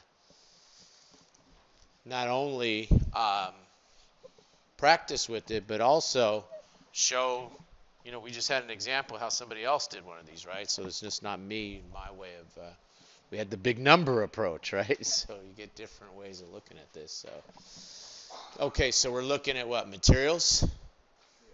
Okay. And we want the equivalent units for material. So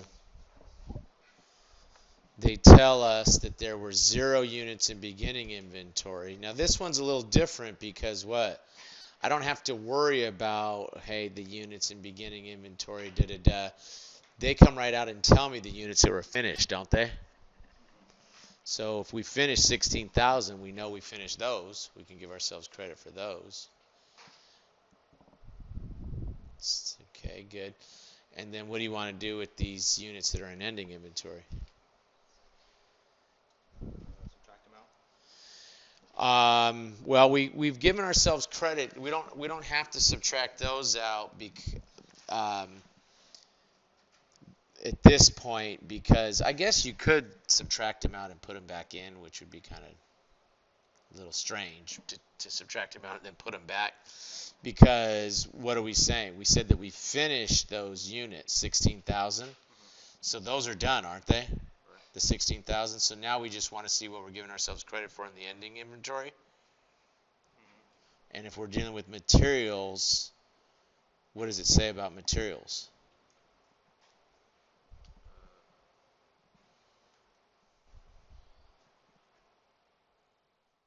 I mean, the materials used, or Yeah. 35,200. Well, that's the cost. No. We're doing units here. This is units. How many units are in ending inventory? 4,000. How much do we have left to go to finish those?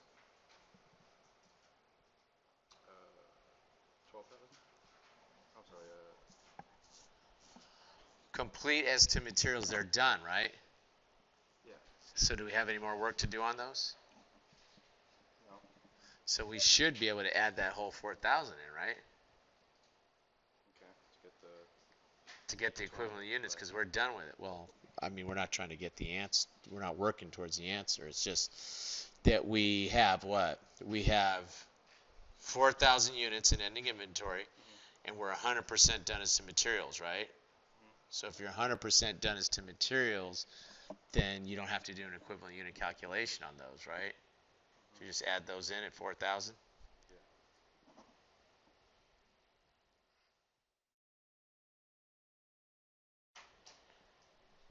Okay, and that gives us the 20,000. Okay. All right, good. Now,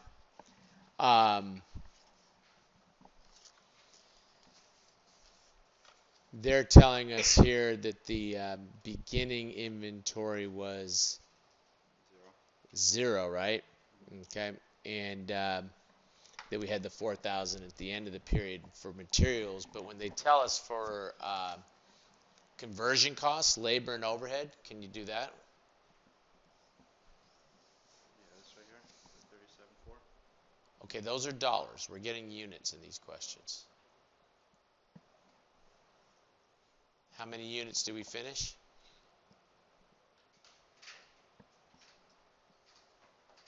How many units did we finish? Said we completed 1/4 as to labor and overhead.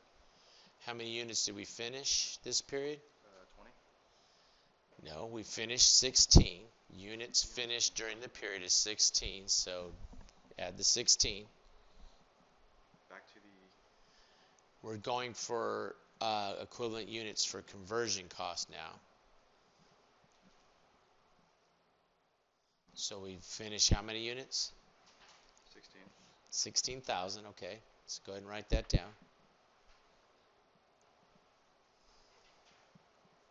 Okay, good. Now, did we do any work as to our conversion cost, our labor and our overhead?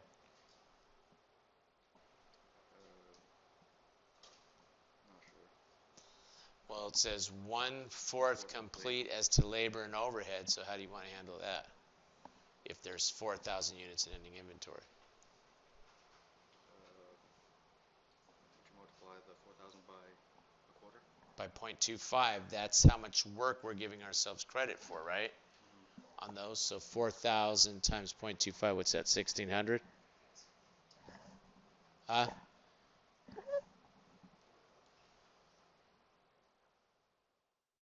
Four thousand times 0.25 is what? How much? 1,000. Okay, so that gives us 17,000 for that one. What was that? That gives us 17,000 for that one, right? Okay.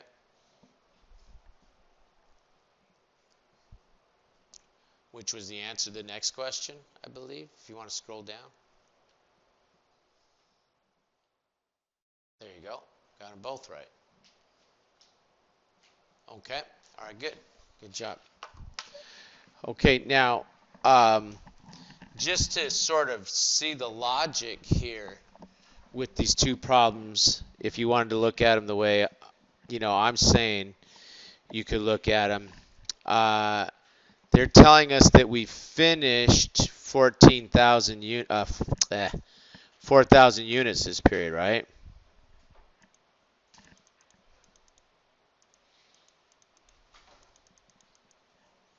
I mean, not 4,000, 16,000 units, right? What happens if they didn't give us that? What if they didn't give us that? Could we still answer this question?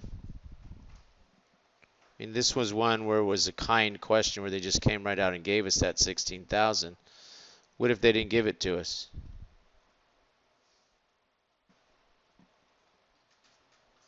Say that's not there. What would you do? 20,000 units, what? Started. Minus how many? What?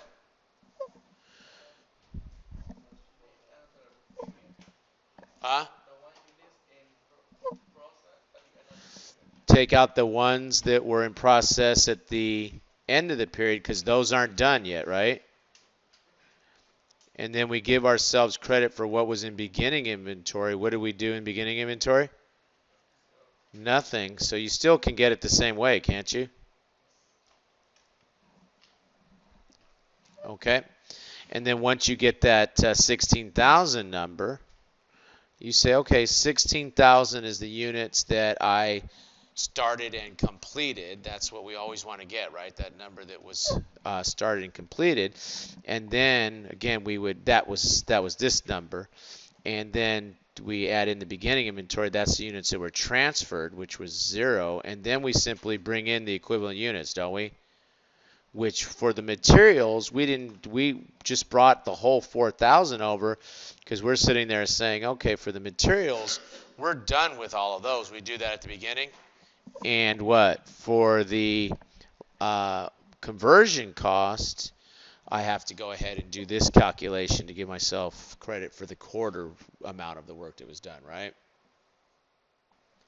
Okay? Okay, good.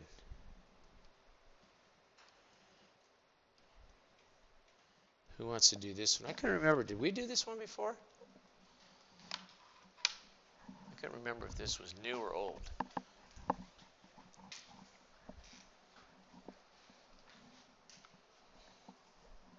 Who wants to do this one?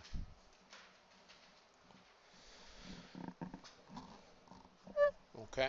why don't I go ahead and do this one?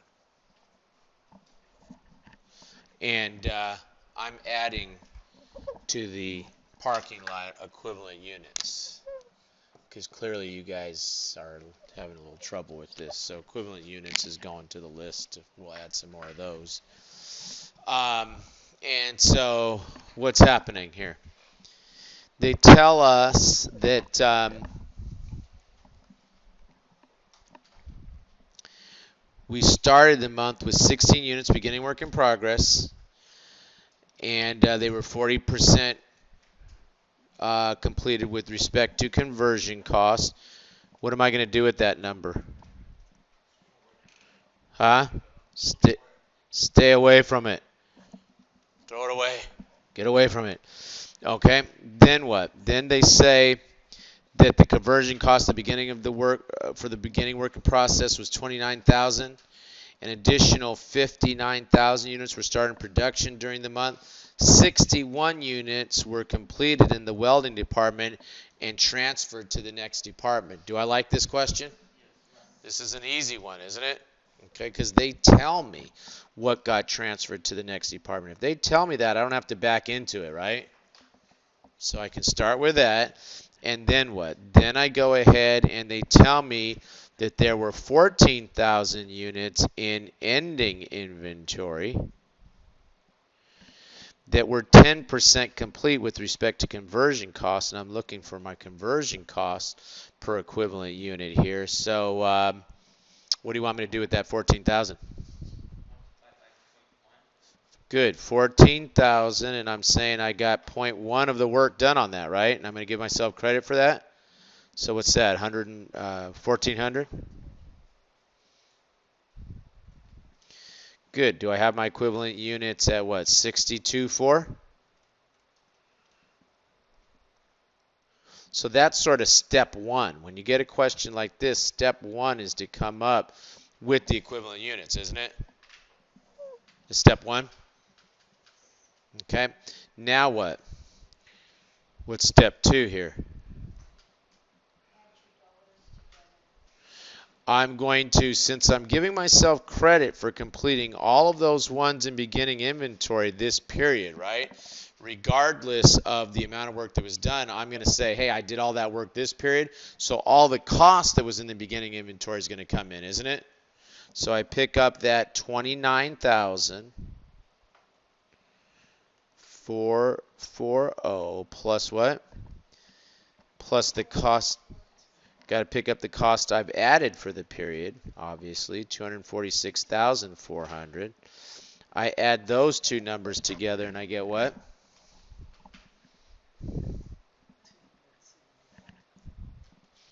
$275,000 even? Huh? 840? Okay. $275,840. And I divide that by how many units? My equivalent units is 62,400. Does that give me that number? Right? That's my cost per equivalent unit, 4421. And now I want to sit there and answer these next couple of questions, which are leveraging off of that number. So what's the cost of the units that were transferred? And the reason I'm asking you these questions, this problem didn't originally come with this, but I'm trying to show you, why are we even bothering ourselves with all this? Well, we have to figure out what should be transferred out to the cost that should be transferred out to the next department, right? So we take that 4421 and multiply it by what? Good. By the 61,000 units that got transferred, right? Very good. And that comes to this what? 269,651? Okay. Okay, good. And then the next question says, well, what's the ending inventory?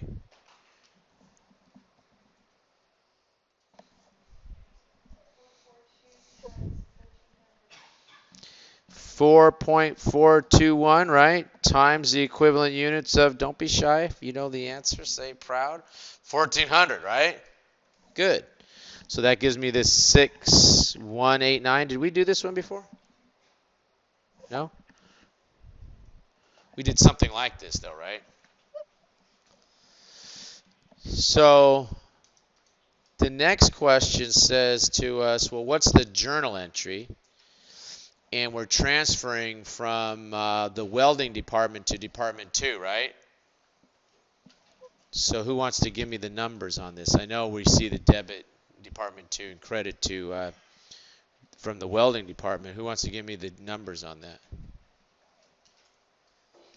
Debit 61,000. 61,000 is the units.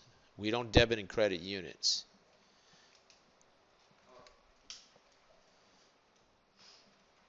You debit 269,000. Good. I'm going to debit from this, what is it going to just tell me department 2? I don't know what kind of department it is. But department 2, we go ahead and debit 269,651. Good, Omar. What do you want me to credit? You can credit the welding department for 269,651. Well spoken. 269,651, right?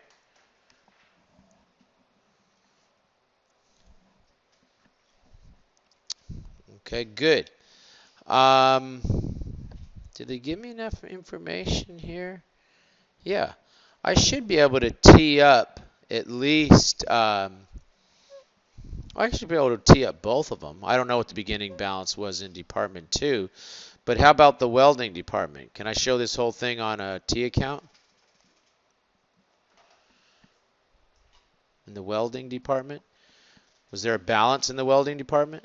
Beginning of the year, month or whatever this is? Beginning of the year, the month?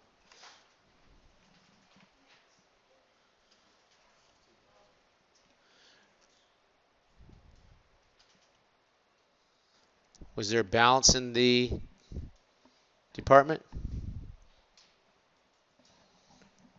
Was there work in progress at the beginning of the period? Was there work in progress at the beginning of the period in the welding department?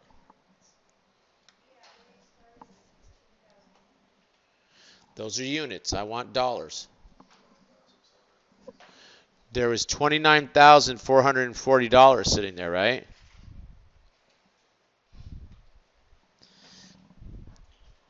What? 440? That number? And then I added some cost, didn't I? What did I add for the period? 246,400? Good. What do you think I credited?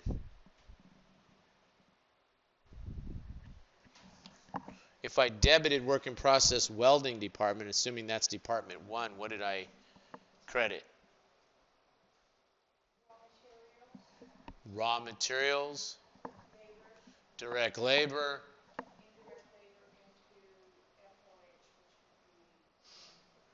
debits to credits, I should say, to my manufacturing overhead, and I've got the applied over here, right? Right? Okay, so those costs all got gathered in the welding department, and so do I have a total here now for the balance?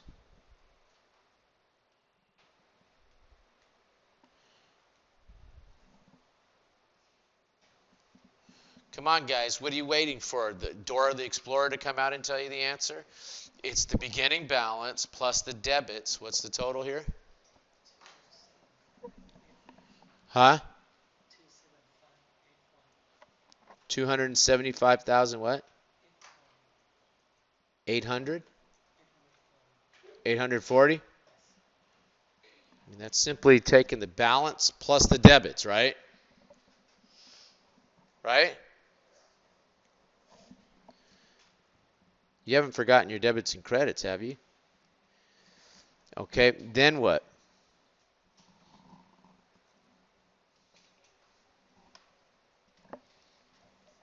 Is anything going to be transferred out of here? Is anything going to be transferred out of here? If this was the last department, I would agree with you, but they're going to go to another department. They got Department 2, so what's getting transferred out of here?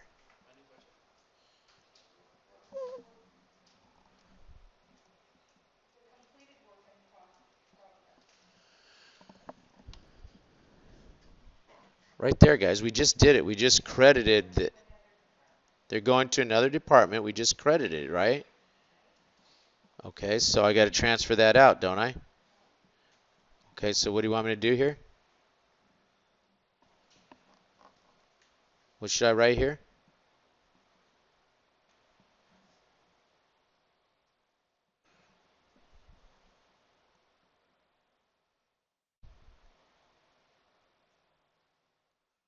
What do you want me to write over here? Which is 269,651. This was the whole point.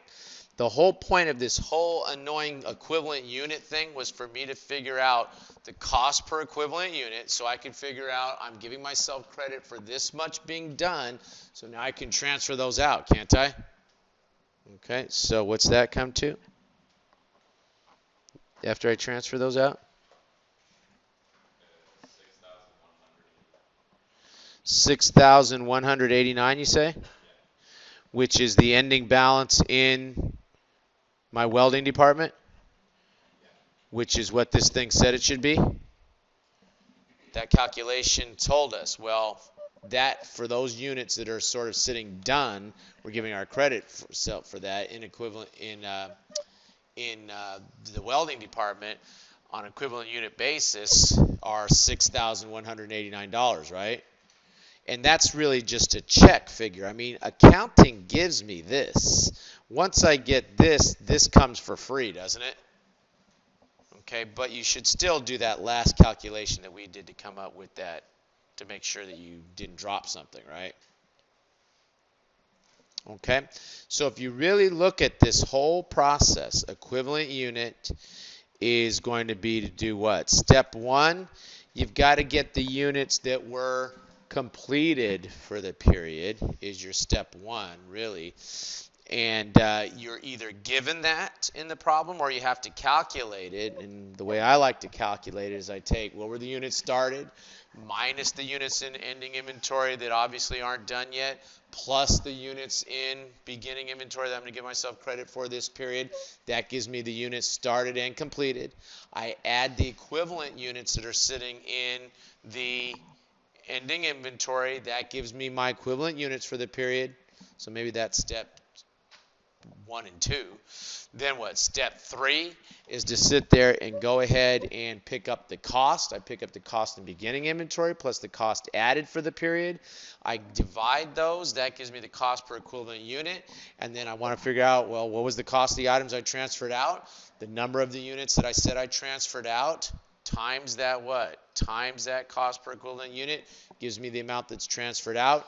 I'm left with the ending balance, but just to verify it, you should take the number of equivalent units in the ending balance and multiply that by your cost per equivalent unit. Same thing every time. Okay, for some of those activity-based costing ones, I didn't get all hopped up in procedures here. Here, I think you need to be a little bit more systematic because it's easy to get lost in the middle of one of these problems, right? Okay, so let's do a little problem-solving step up here.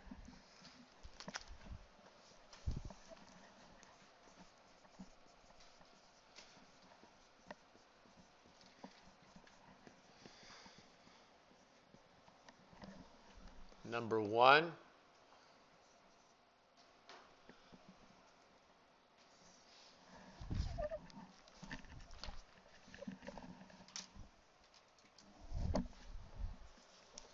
Is to obtain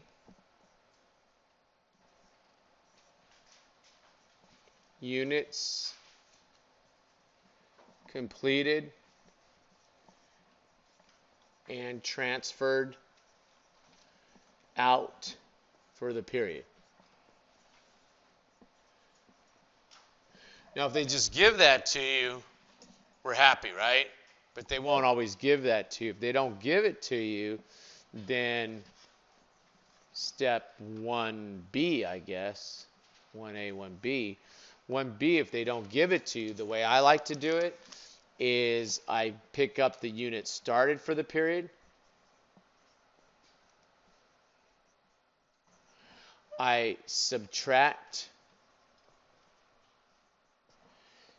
units in ending inventory. Put parentheses on that. Subtract units in ending inventory. That gives me then what? Units started and completed. And then I do what? Add the beginning inventory. And that will give me what? The units completed and transferred out, right? So they're either going to give it to me or I'm going to have to compute it doing this 1B step, right? Right?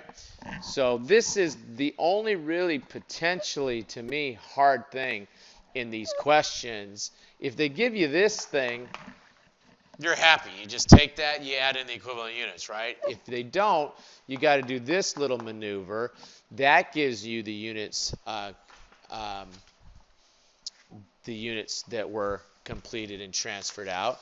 Then step 2, once I have the units completed and transferred out, then I do what? Add equivalent units in ending inventory. And that's going to be what? Units in ending inventory times percent complete. And when I do that, I have to make sure I know, are they asking me what? Materials? Or are they asking me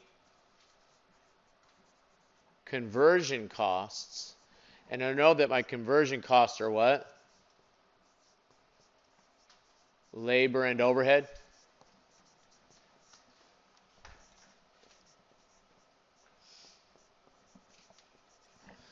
Okay, so that's step 2. That will give me the equivalent units, right?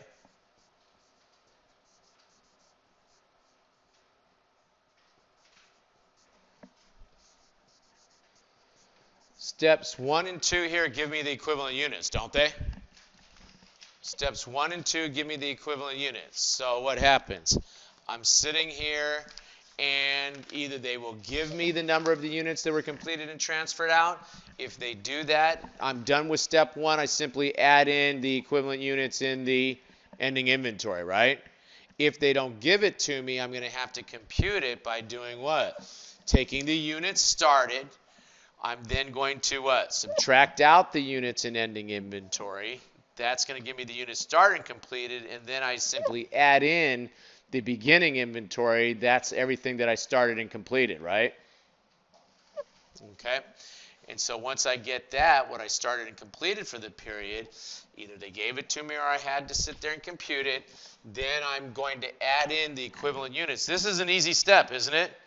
Whatever's in ending inventory times the percent that they're complete. That gives me the equivalent units, right? Then what? Step 3,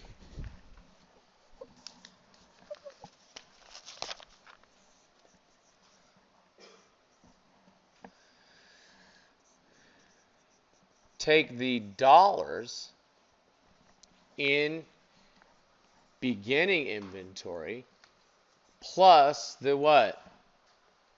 Dollars added for the period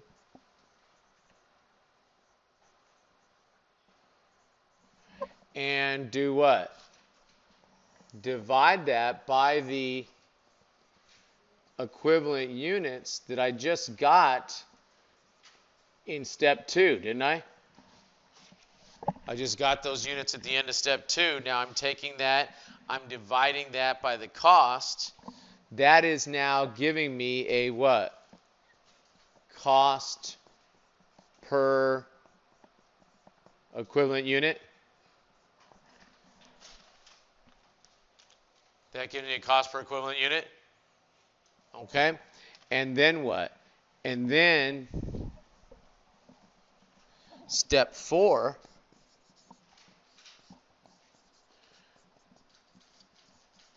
to figure out costs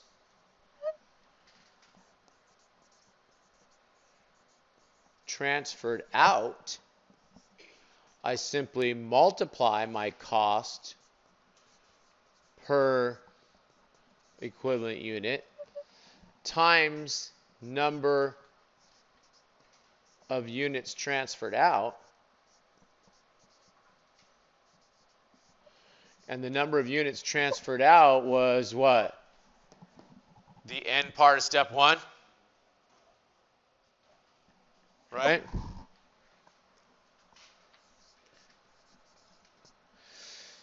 And I really even shouldn't say to compute it, I should say really to verify units in ending work in progress, not units, but what? Dollars in the ending work in inventory, work in process inventory. I'm going to take what? Equivalent units, cost per equivalent unit,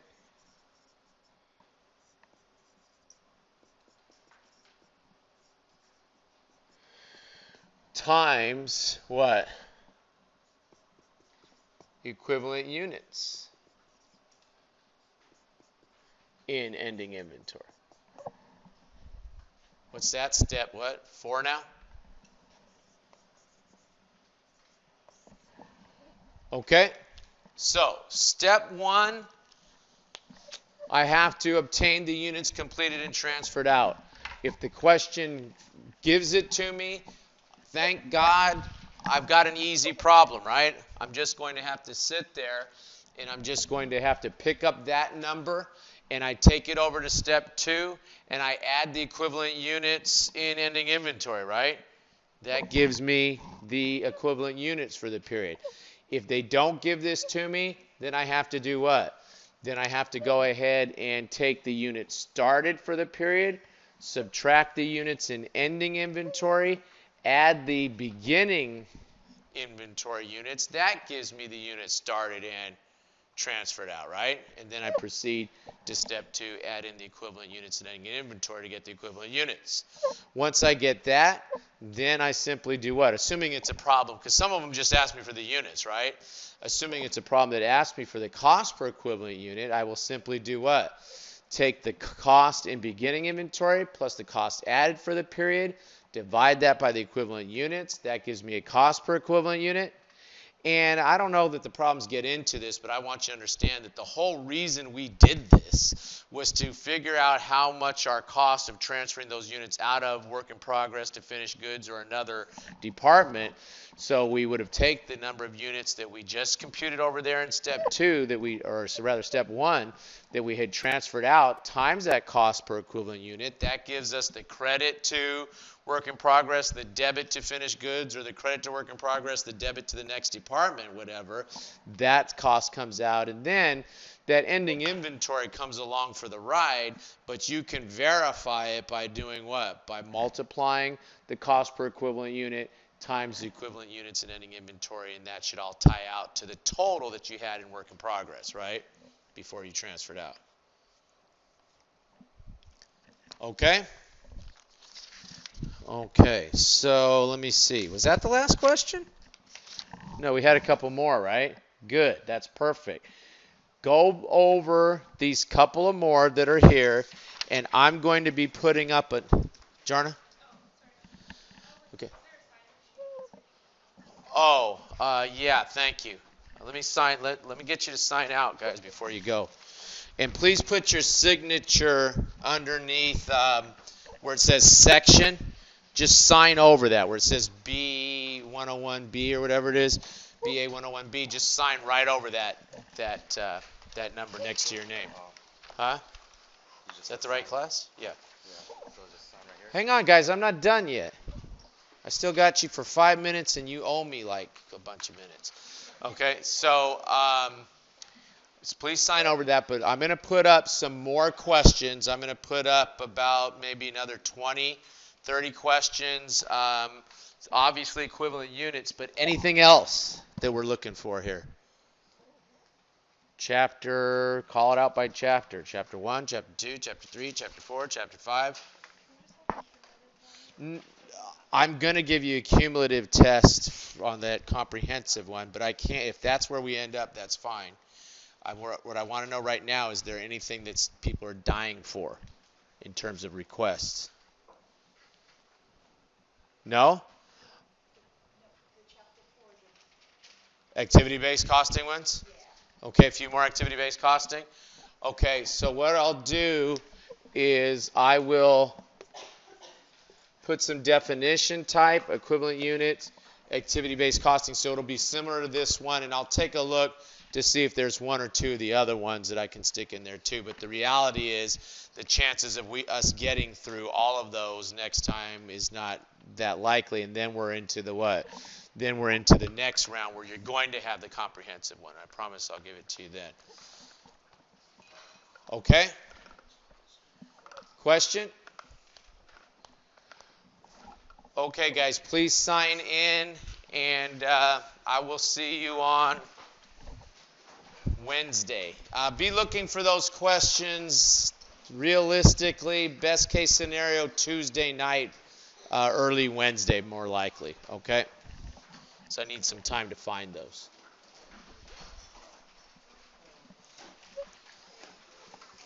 In the meantime, work on these couple of ones that we didn't finish.